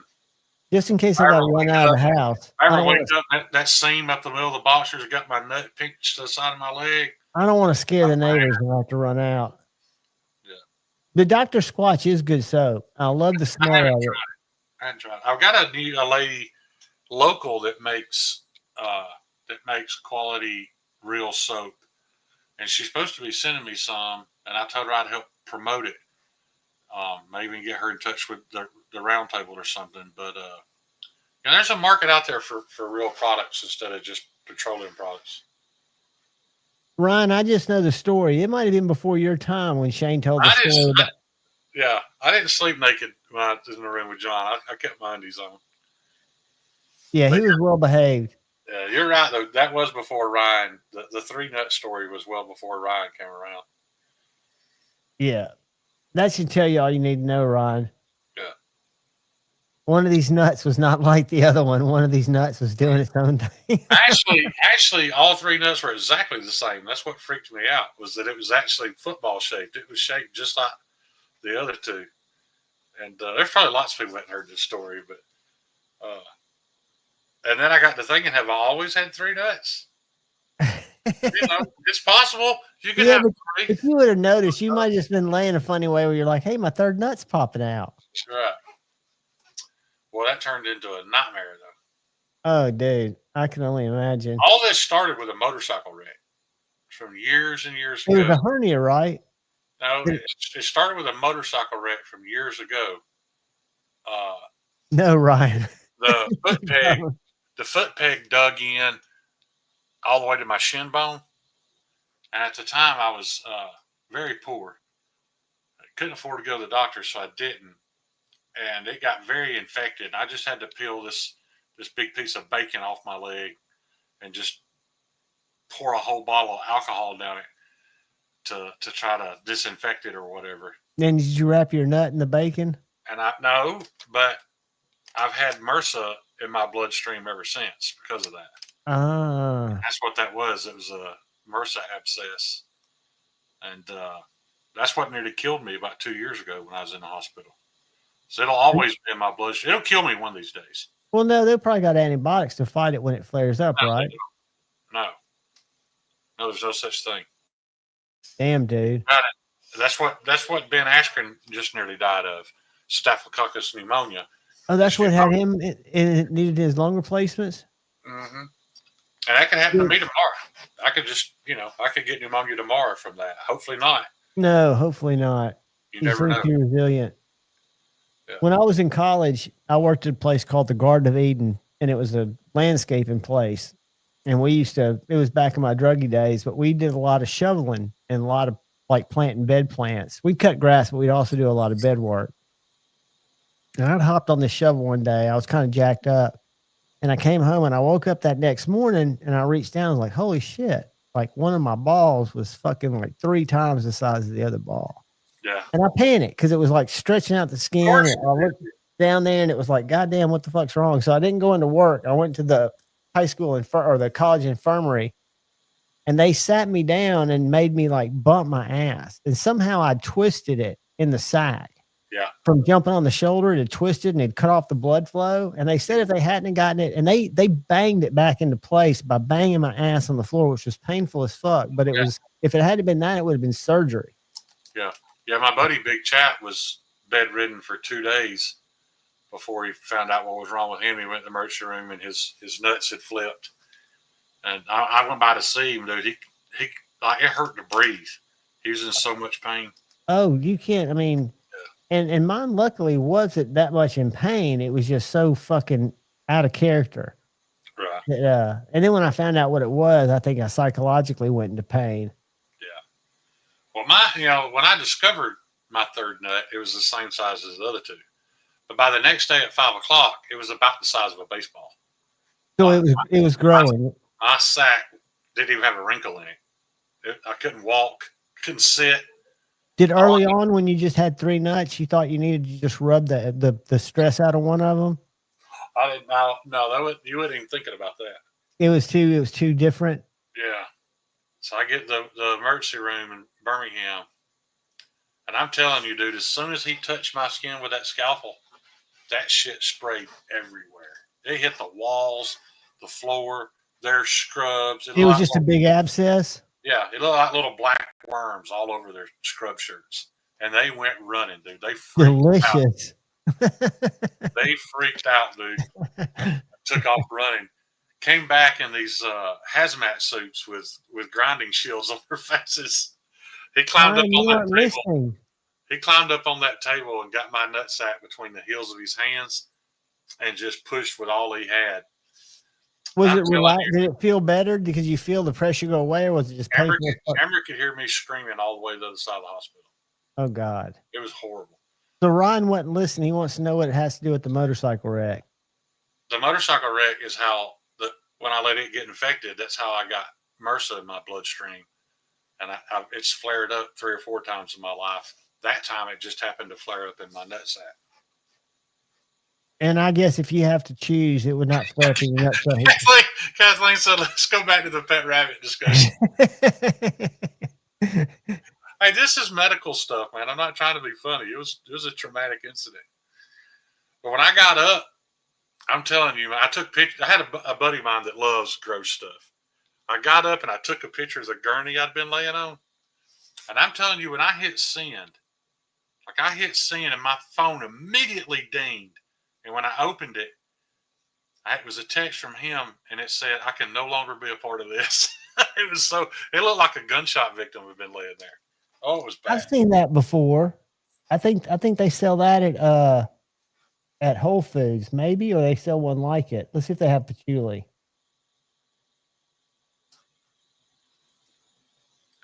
Have you seen these steaks, Shane? They gave me nothing. Absolutely nothing. But once it was over, I felt great. all that pressure was gone. That's a good price for Yeah, real. and look at the flavors. The flavors look really good too, and the sizes are. I love the way they make it artisanal looking by breaking it off instead of cutting it clean. And what's funny is they probably got a cutter that cuts like that, right? Probably. Yeah, it's probably just a crooked blade that chops it that way. 6 nuggets. So yeah, I mean these are, how big are they? Aaron, that's what happens when you're dealing with the VA.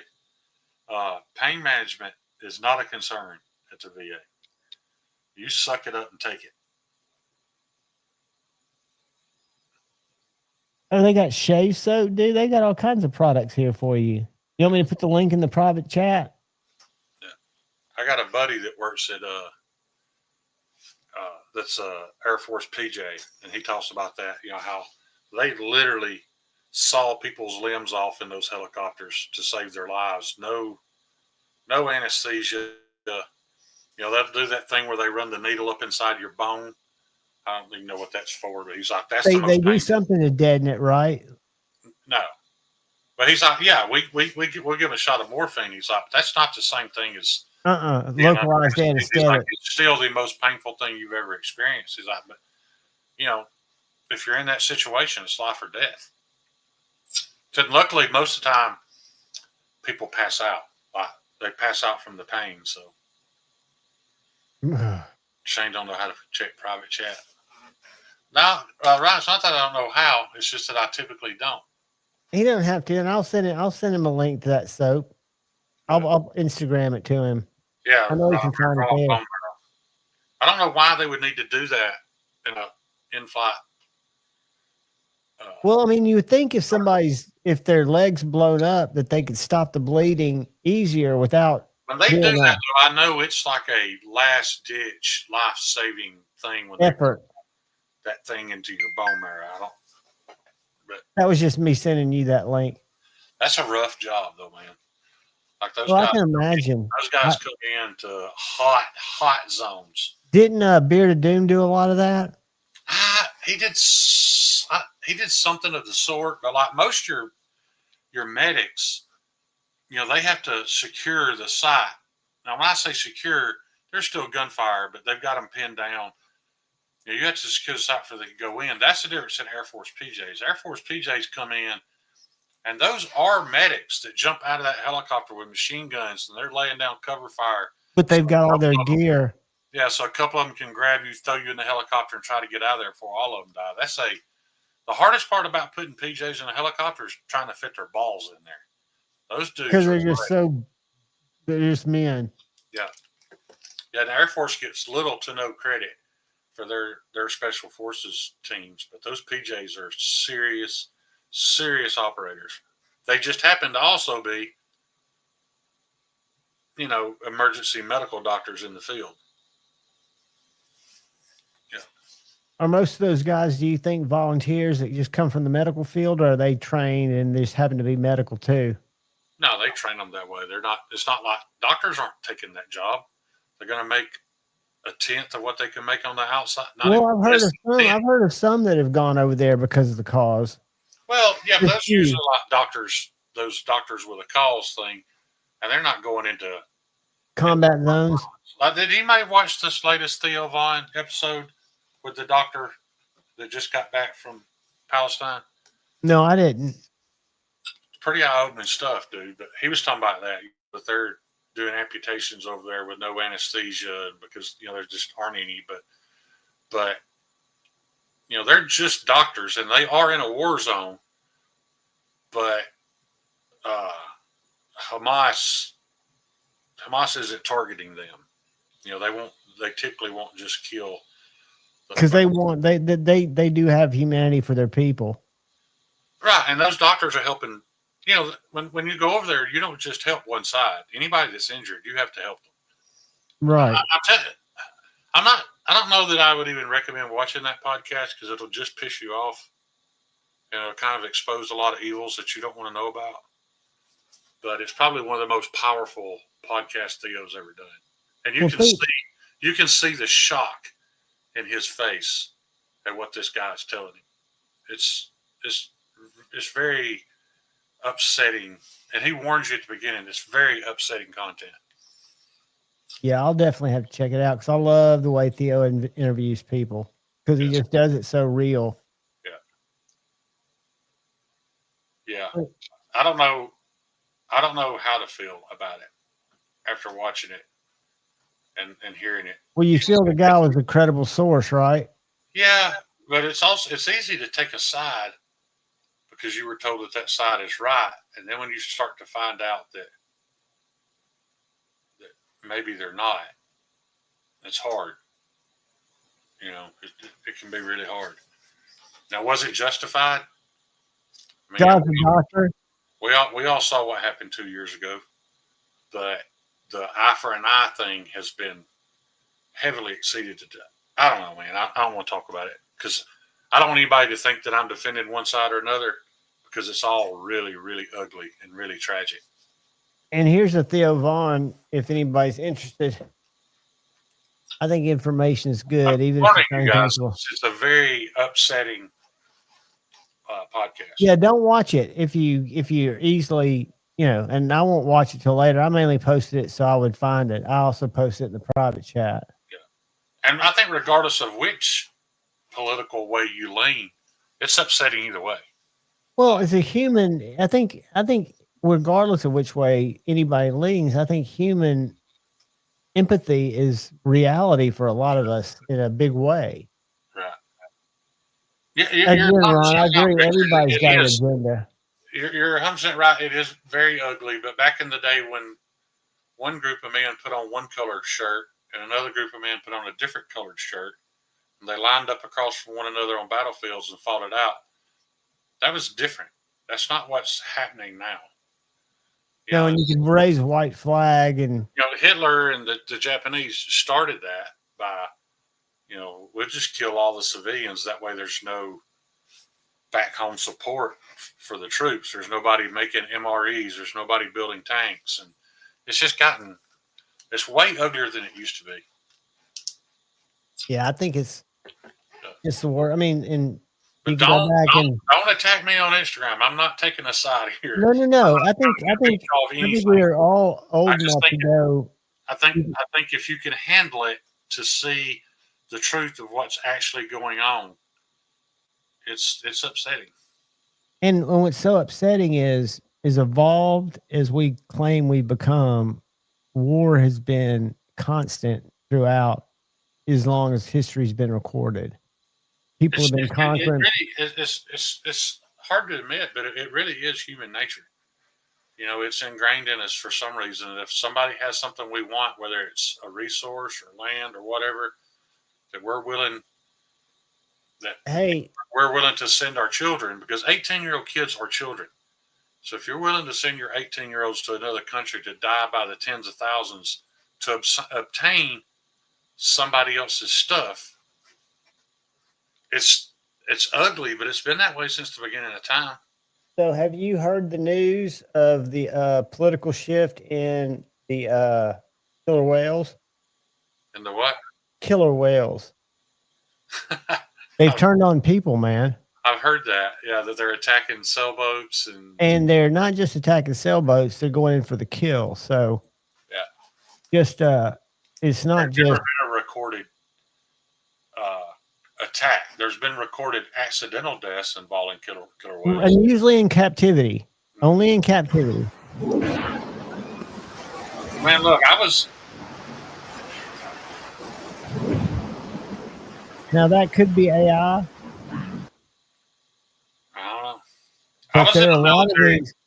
I was in the military too, so but I think even from then, even from 1990, things have changed.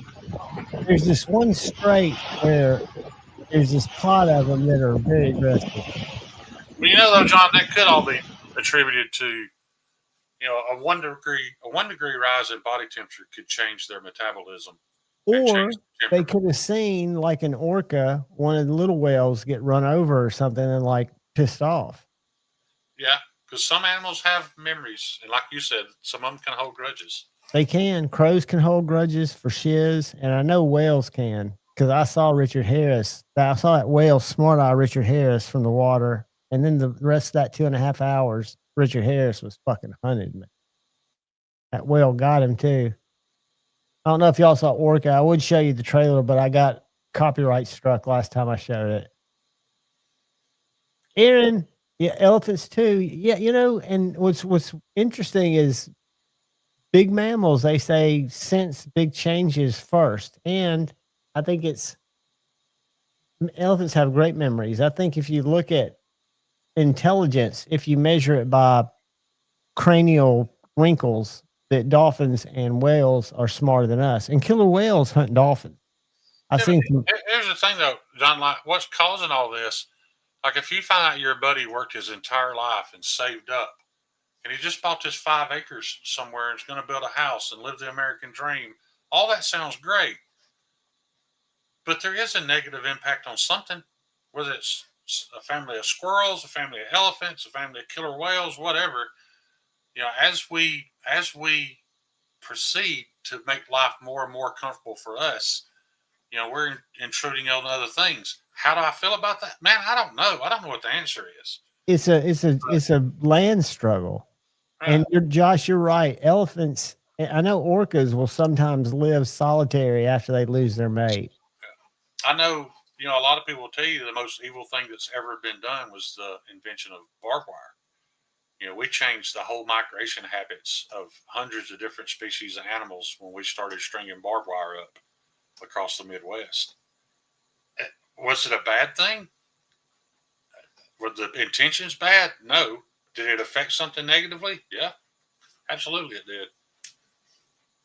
But, you know, there's just a lot of questions out there now, man, that I just don't think there's an answer for anymore. If you want to dive in a deep black hole, and it's not black, it's all documented. There's a guy that goes to the Everglades and catches snakes, but he shows other invasive species because he goes at night.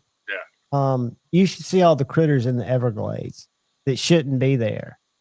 Yeah. Lizards, snakes, all this stuff that's like really bad for the wildlife that normally lives there. These big, those water rats are there now. Nutra. Yeah. But all kinds of stuff. And this guy goes there at night and catches this shit, man. And he'll say, oh, there's a native water moccasin. Don't have to worry about him. And I'm thinking, the hell you don't. John, I drew down on the Nutra right here on Broad Street in Gadsden. You've been to Broad Street, right? Yeah. So you saw one? It came out from under, it came out of the basement under Jefferson's, the Hot Wings joint, and was running around on Broad Street at lunchtime traffic. It ran under a car and came out the other side with its back sizzling where it slid under the catalytic converter. It was just going nuts. And I didn't draw my pistol because I was scared. I was going to put it out of its misery. And a Gadsden cop stopped me because it was right there in broad daylight on Broad Street. But I'd never seen a Nutra here before. I didn't even know they existed here, but they do. Yeah, they've all. It's a rat with no tail. Yeah. Or a beaver with no tail. That's what it looks more like. It looks more like a beaver with no tail. But it's related to a rat. Yeah, but they're literally the size of a dog. I mean, they're bigger than a basset hound. Oh shit! Yeah, that guy just made about $300-400. He goes, but he catches them. They get bounties for each one they catch. Yeah. And this one guy catches, I forget what his. They get paid. The bigger they are, the more money they make. Plus, he turns around and makes leather out of it. Those snake wranglers make a lot of money, man. I think this might be the guy that. There's one guy that's real. Hey guys, I'm in the Florida Everglades, and this crocodile's trying to ambush me, but he doesn't know who he's dealing. Hold on. I think. Hey guys, I'm in the Florida Everglades, and this crocodile's trying to ambush me, but he doesn't know who he's dealing with. Whoa, keep your distance, buddy. Ooh, what do we got here? Yeah, yoink. And check this out, guys. We're going in for the double yoink. We got a common snapping turtle. Normally, these mud snakes are orange, but this is an Enery mud snake. That snapping turtle wasn't too happy either. Check him out. These land crabs are climbing up in the trees, eating the palmetto berries. I may struggle to get that 20-footer, but we've been getting a ton of pythons out here in the Florida Everglades. Ooh, what do we got here? A very gentle yoink. It's a panther chameleon. Every time he catches something, he goes yoink. But he shows all these invasive species that have been let out there. It's a really cool channel. It's called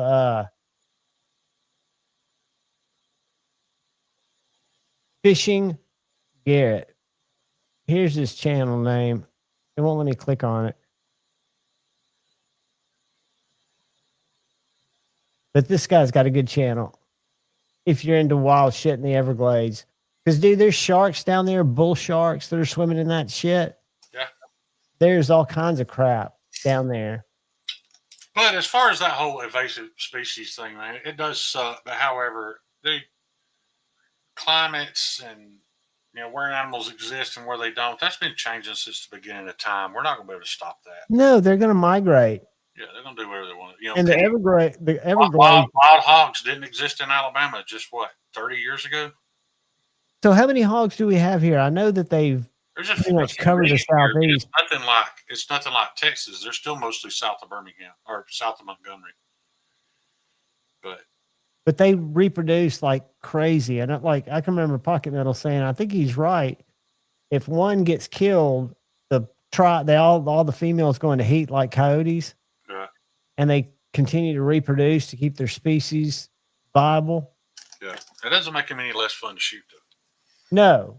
And I would think helicopter hunting would be the way to go. Yeah.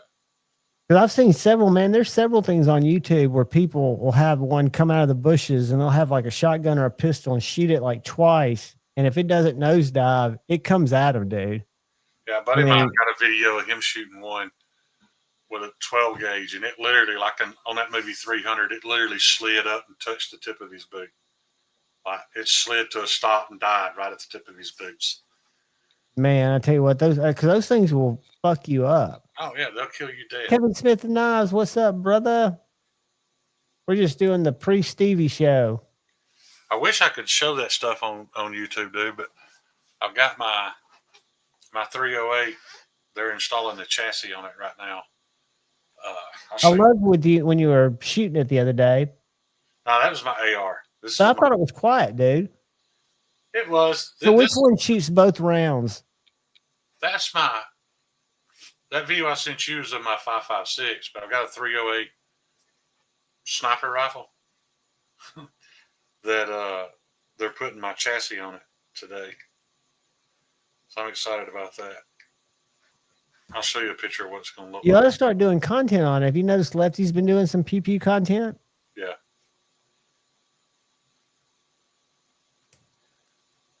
So it'll look like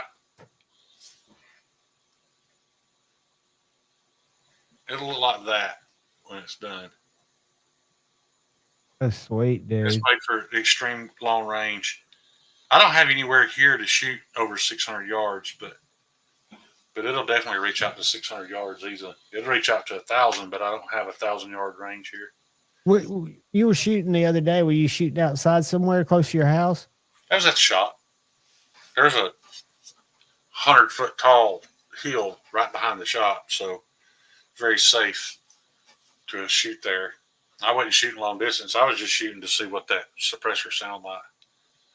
That's the first suppressor I've shot like in real life. And I was just saying that I'm guilty of that too. You know, we've all been brainwashed by Hollywood and video games that they go, pew, pew, pew. No, they do not. It's still very loud. Yeah, even with the sonic crack and your ears don't ring. Still very loud. Yeah. Is Said Faction not on tonight? Is that why G-Ball's going live, or Said Faction? I know G-Ball's about to hit 20 grand. I like G-Ball more and more, man. G-Ball's a good guy. Yeah, I love how when there's drama and everybody wants to attack me, G-Ball just thinks it's all funny. He gets it. He knows I'm just being a troll. That's all I'm doing is being a troll. I'm not, Absolutely. And people who know you know that, and people who don't feel. The only thing I got me as I thought about it was two different people told me how exhausting I was. And Stevie brought it to my attention. They didn't have to stop and leave a comment. You know what I mean? I cost them nothing. I'm not exhausting. The only thing that is exhausting is them stopping to argue with me. They could have just scrolled right on by. We're just the pre-show, buddy. Per day. I didn't think you did. I just went and found it. You're 99 minutes away.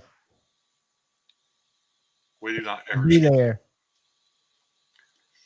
Well, I know the community appreciates it, Steve. And Stevie, you got a link if you want to jump on. So does Maddie. I know y'all are probably busy.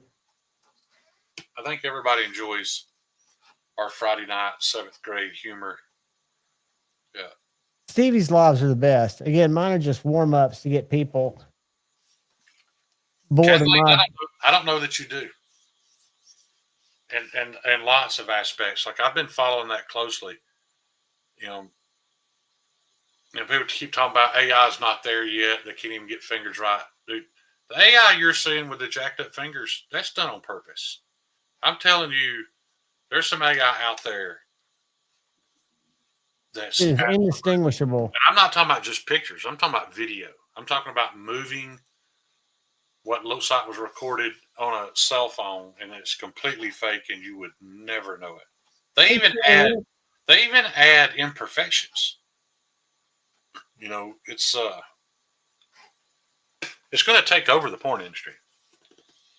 I know that's a little off topic, but it is, because you can create perfect models to fit whatever taste the customer has, and have them do anything, and you don't have to pay anybody. All you're paying is some nerd sitting there at a computer creating all that. There's no health risks.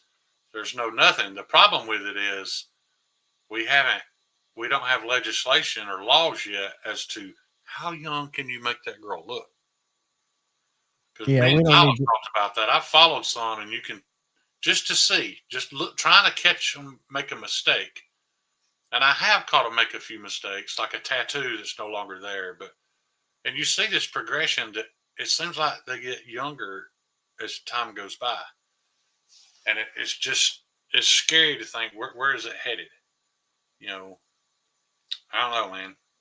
Yeah, it's definitely scary. And I'll say that I use it to do an intro to my videos. So when I say an intro, so if I go to one of my videos, it does like a 4-sentence intro. And I learned this from somebody in the YouTube group that if you go to Chat GPT and you write in this little, as an SEO expert, analyze this transcript, come up with 4 sentences to kind of summarize my video. And then you go to my Evernote app, will translate my video into text. And then I copy the text, put it in there, and it spits out a little 4-sentence thing that I'll always edit because it doesn't say what I want to say necessarily, but it's amazing how fast it does it and what it's capable of doing. And I don't touch the surface on it. I'm interested in using it. I've seen those apps where I can just, like, if I take a picture of a knife, I can put that knife on whatever background I want. I like that idea. Oh, yeah. And that's what I use. Like a lot of these Instagram OF models, some of those girls are actually real, but the content you're seeing isn't. Dude, the app you need, do you have a pencil close to you? I don't. Bazart, Bazart. Call me. That's the one I use. Grateful Panic turned me on to it. Yeah. I take all my video backgrounds out, like if I'm going to put them on something, but if I want it just to go on a random background, like wood, it'll put it on wood. Like I just wanted something to, like, on my kitchen knives. I don't want it to make the knife look any better than it is, but maybe, you know, superimpose it onto a cutting board with some vegetables laying around, you know, just to create that atmosphere for the picture. I think I pay $4.99 a month for Bazart. Unfortunately, they're all subscriptions now. I don't care to pay for it. Somebody's having to do that work. Yeah, well, I pay for that one in Canva. That's a lot cheaper than me going buying the cutting board, the vegetables, cutting them all up, setting it all up, getting the lighting right. And trying to figure out how to make it all look right. Yeah, like that last picture. Did you see that last picture of the Fred I posted?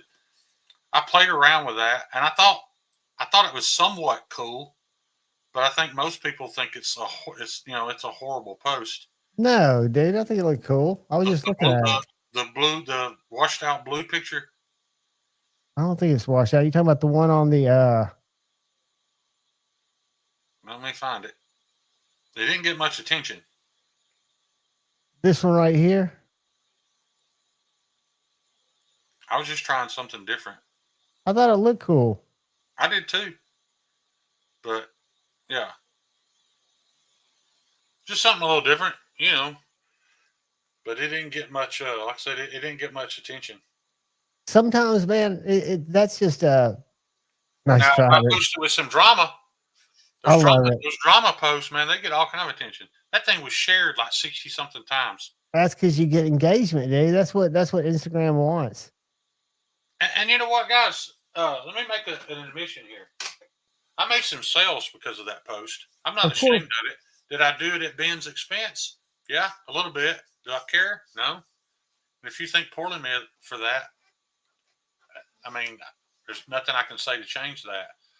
But I really don't give a shit about his knife. What they don't realize they did, they created all that engagement.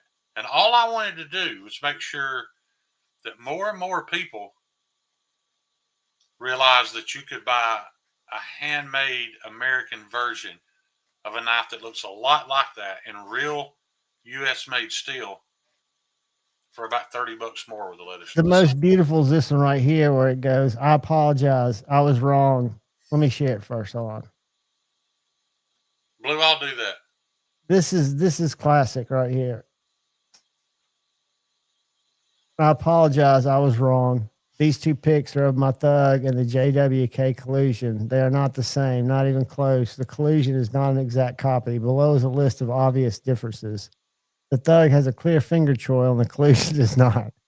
The Thug is made of CPM crewware. The collusion claims to be S90V. It's CPM S90V, or is it the Chinese version? Most obviously, the Thug is handmade in the United States. The collusion is clearly made in China. Have a good day. I mean, and that's the one that Wayne Sharperold, accused me of being salty. I love the way you jumped on him, though, and shut him down. Yeah, I posted an apology, and I posted all the reasons why they were right, that they're not the same thing, and I didn't post anything dishonest. How is that being salty? Wayne, it's salty because it's the truth. Wayne only reviewed. Deep down inside, they have to defend it because of their guilt. Because that's all they review is Chinese stuff. I review Chinese stuff, but I also make a point to reach out to American makers. I think it's pretty evident. Dude, my daughter carries a CJRB Pyrite because she thought it was pretty. So I bought it for her. And she's not going to take good enough care of it, probably lose it. It makes no sense to buy her a Spyderco at this point. Right. I don't care. The last guy had reached out to me, asked me for a knife buying reference. I had him buy a Rock P801B. Clearly, yeah. I mean, there's nothing. They have a place, but what it was, Cliff. But what you guys don't get, for all those of you who do enjoy collecting Chinese knives, there's nothing wrong with that. But Ben Belkin is costing you money. He is normalizing those prices being the same as U.S. made, and as soon as Kubi makes him a knife, we already saw it. Kubi or. Not, who is it that made his knives? LT Wright. No, the Chinese company that's rumored to have made all his knives. QSP. Oh. QSP knives were all dirt cheap. They started making Jack Wolf knives and saw they'd sell for $250. Then they came out with that $300 folder. Guys, that's all because they spend all day, every day tracking what you're willing to pay for something. And when they see you're willing to pay that for a Chinese-made knife, every Chinese-made knife you buy from this day forward, they're only going to get higher and higher because they know you'll pay it. So he's hurting anybody who buys Chinese-made knives. He's not hurting me because I don't care. But if you enjoy buying Chinese-made knives, he's pushing the price up because he's proven to those Chinese marketing companies that you will pay it. But you're not seeing them go like they used to go. I don't know. I have no idea. Like when I handled Terry's Orlock, I was literally blown away. Like I hadn't handled a good Chinese knife in probably 2 years. I didn't realize how far they'd come. Oh, that Orlock is insane. The concept kills it. I'm telling you. They're excellent. And that's another thing. Ben Ken, I've never accused him or any other designer / marketing company of the product not being good. I'll tell you right now, that Jack Wolf fixed blade is going to be more perfect than what you buy from me. You'll find a flaw in what I made because it was stamped out of a machine.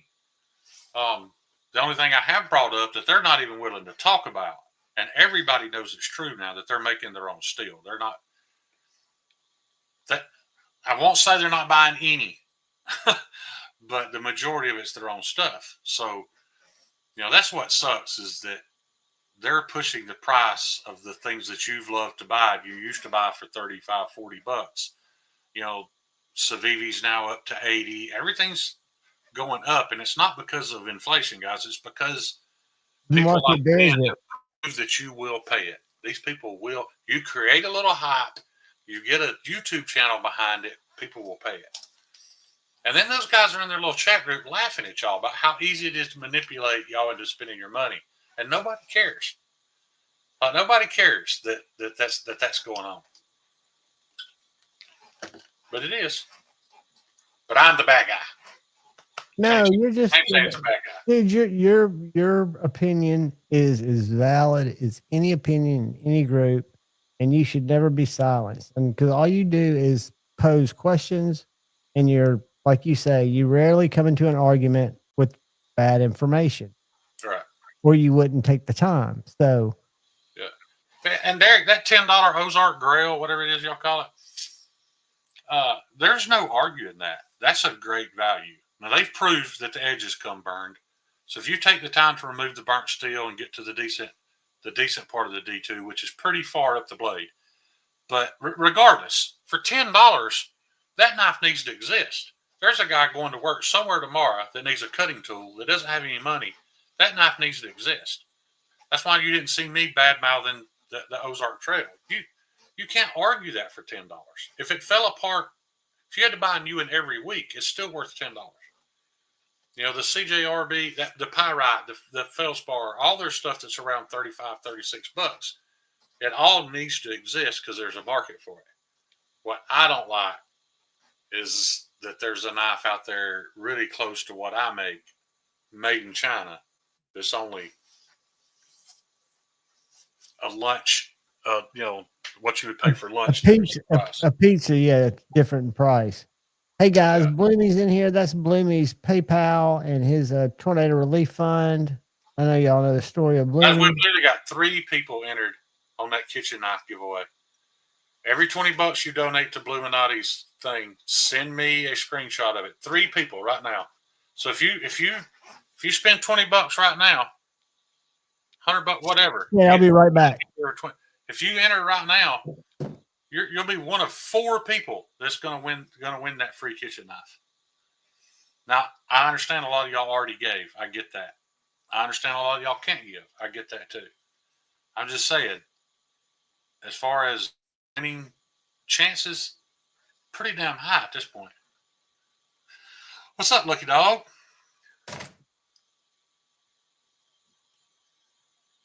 I get that, Paul. I mean, in all honesty, I've been to Walmart once in the past 5 years, and while I was there, I looked for that knife. Had they had it, I'd have bought it. I'd have paid $10 for that Chinese-made knife. I'd have thrown it in my console. One of these days, 5, 6, 7, 8 years from now, I'll need to cut something, and that $10 pocket knife is worth every penny just that it exists.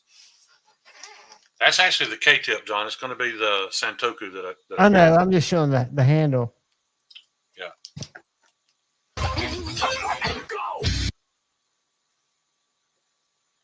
And that's the one Ron got, right? Do what? Is that the one Ryan got? Yeah, that one's Ryan's. Yeah. But there's going to be another one in that same scale material. So I've got multiple pieces of scale material for just about everything I make right now. So that's how Derek went blind. That's funny. It's not funny, but it's funny. Yeah. Are you working, Ryan? Or are you out and about? See, I appreciate that, because every time I talk about this stuff at the end of the live stream, I realize there was a different way I could have said it and not seemed like I was just. Is Andrew in here? Yeah. What's up, Andrew? Andrew, the Bulldog is going to be featured in tomorrow's video. I haven't recorded it yet, but I've got my top 10 pocket droppers, and I've got a little leather sheath I keep it in. It's a great little knife. 4 3/4 inches. It's a banger. Good seeing you, buddy. I hope you're selling a bunch over there. But at the same time, as far as that giveaway goes, we've raised, $220 for Blue Minotti. If that's the end of it, then I'll be happy. That's more than the knife sells for. It doesn't have to be a huge number to make me happy. We'll get some more people involved in it. I'm sure. I'll say this: if it rolls around to Sunday and there's not any more involvement, we may add another week and promote it a little more, because there still hasn't been. I don't know how to make an Instagram post to do that way. I can do that for you. If you'll do that, post a picture of that Sentoku and make a post so we can get it out there. Just send it to me via text so I can have the raw image. All right. That'll work. And then just the details, which I think I know. Every $20 donation gets you an entry. Yeah. Kathleen says, is there a way to test the steel? Actually, Kathleen, if you put it under a spectrometer, it's probably going to show. We'll use that Jack Wolf knife, for instance. They say it's S90.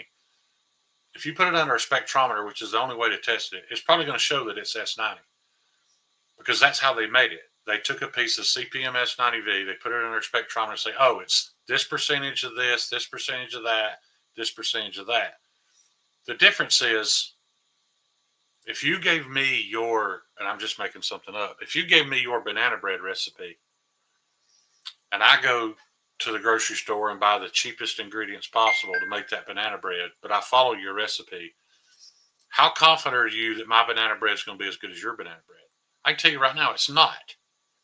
And that's the way metallurgy works. Just because they know what percentages of what to put in it, without knowing the exact process, when to add it, at what temperature to add it, whether or not their ferric is as good as ours, if they're whatever. It needs to come down to cut testing. Right. And the difference always comes to the end user's performance. And anytime it's been tested, every single time it's been tested, it's not even close. Like, not even in the same ballpark, not even the same sport. And there'll come a day when China figures it out and I can no longer say that. And when I can no longer say that, I'll shut my mouth. But that hasn't happened yet. You test that S90V on that Jack Wolf knife versus the S90V on even a Spyderco, which is typically runs 2 points lower than it should.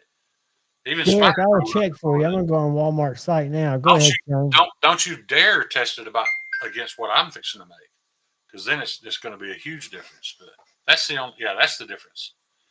You can have all the information. That doesn't mean, I can sit there and tell you the whole process behind how Chevrolet builds a Corvette. But if I went out in my driveway and tried to build one, it's not going to be the same.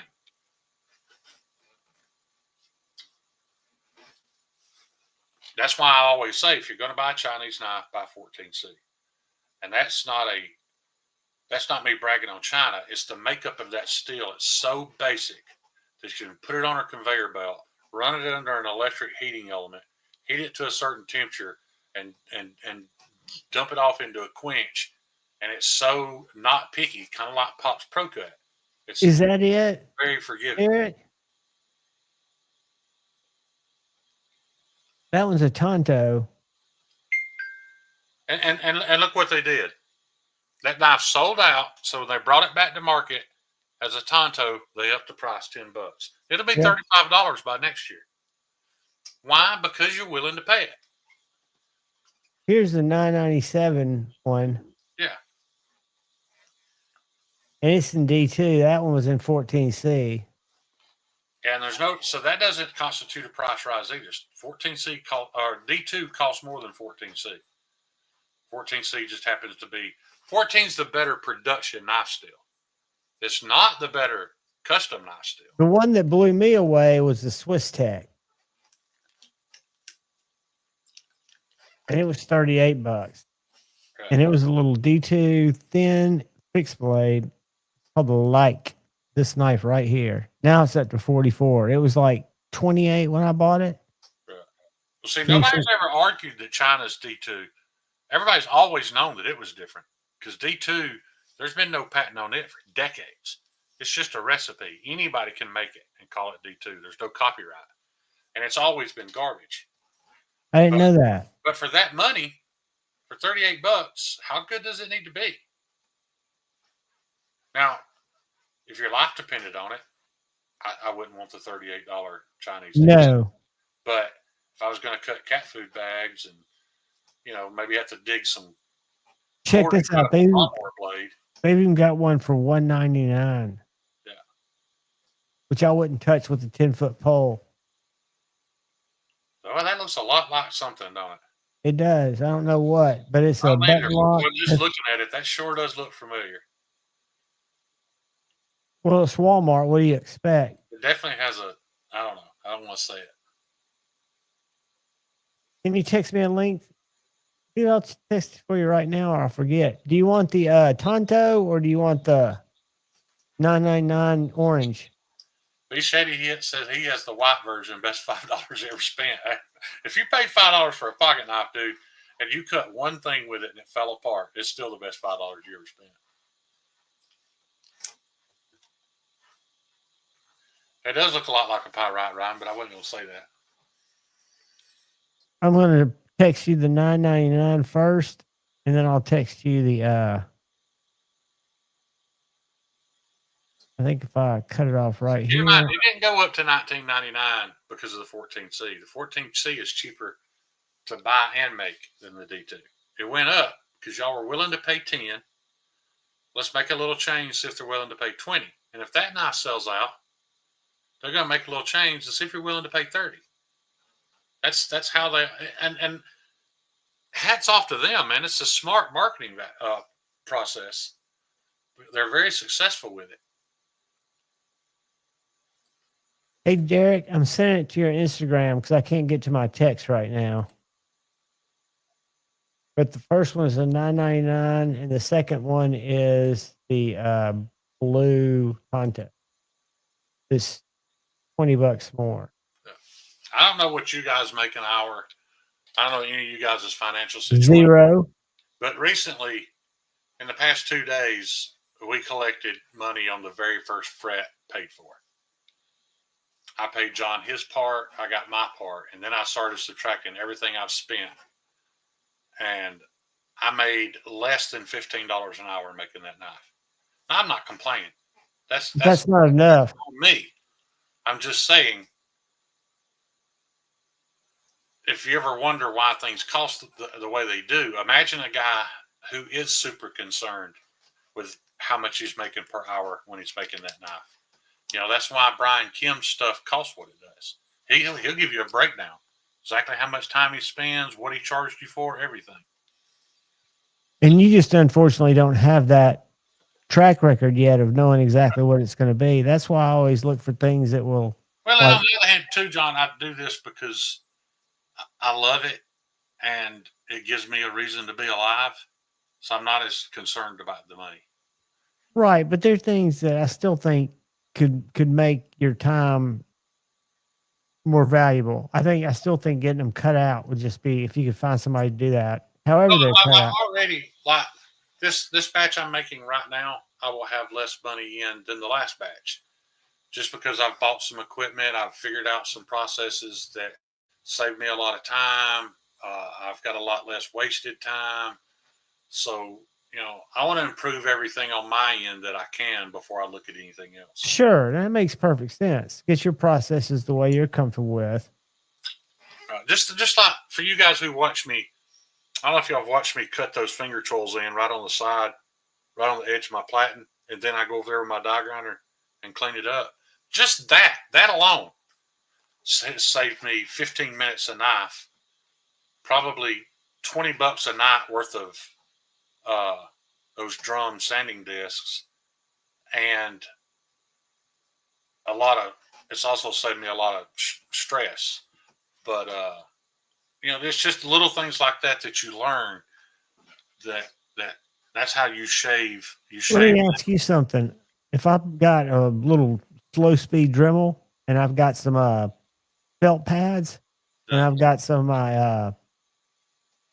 my scratch remover, would you use it on this or would you not? I would. I wouldn't either. There's just a foolproof way to remove those scratches and make it look beautiful. It's just to grind it. There's really no point in trying anything else. I got you. I'll literally swipe that across the Scotch-Brite belt probably 2 times per side, and it'll look brand new again. I got you. Yeah.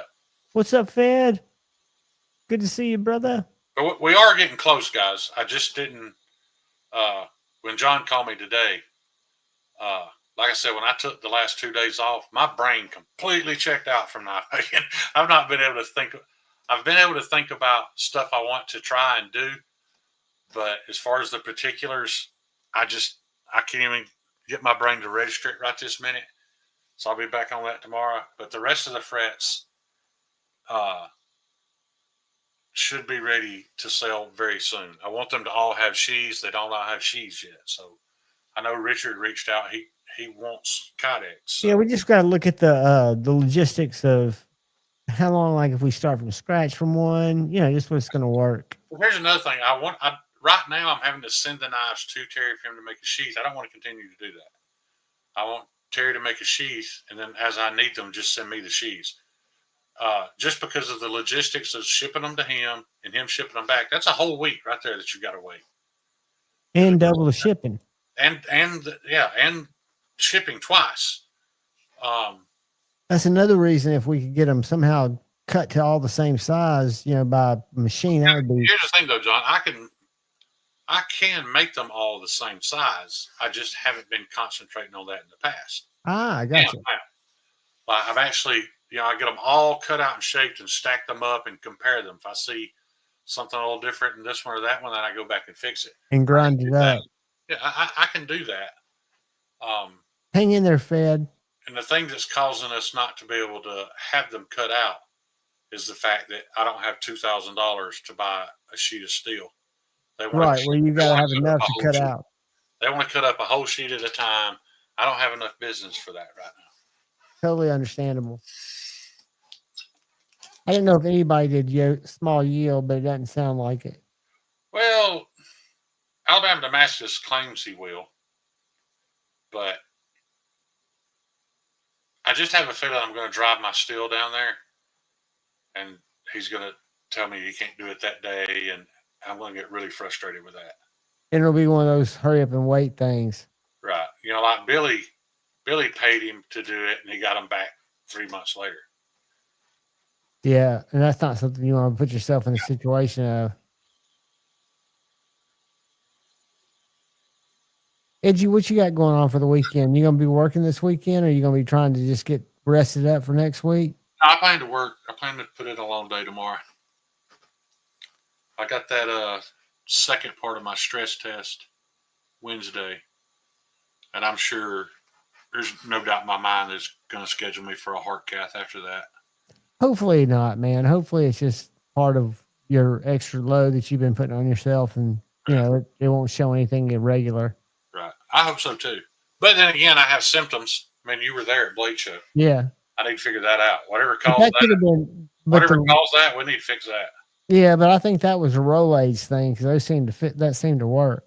Yeah, and the doctor agreed. Hey, this very well could be really bad GERD. It may not be heart related, but with you being a heart patient, we need to know that up front. Sure, and it's better safe than sorry. Right. Have you heard from Kyle today? I did. He texted me. I haven't talked to him on the phone. He texted me. I got you. Blue, it was good seeing you, brother.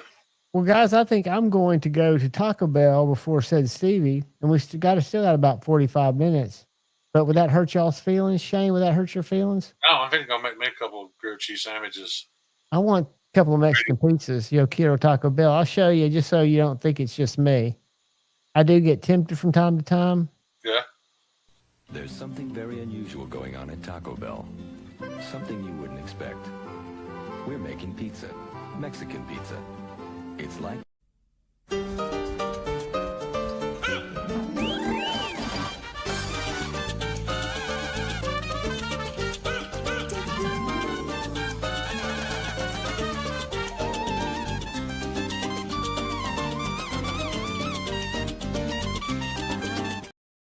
Look at that determination. He just blows her straight off going for the taco. I love that. Yeah. That dog's adorable, but God, I hate him in real life. Oh, in real life, they're just little yippers. Yeah. I just cannot get on board with a small dog. Guys, What was it that Rob said on Parks and Recreation? Any dog less than 35 pounds is a cat, and cats are useless. Don't give me a hard time on cats. I've got a killer cat. You do have a killer cat. She's sleeping now. All cats were like Tippy. I'd have a different opinion of them. But they're all different. Tippy thinks she's a dog. Yeah. But guys, I appreciate each and every one of you. I will catch y'all tomorrow for the live stop by, and then we will see y'all this weekend and on the live. Starting tonight with Said Stevie. I will be awake for it. I won't pass out. I love you all. Shane, love you, brother. Love you too, man. Peace. And Sarah, Rick, that's entirely possible. See y'all.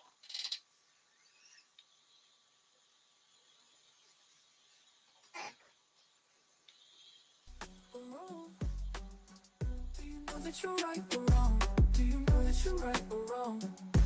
Do you know that you're right or wrong?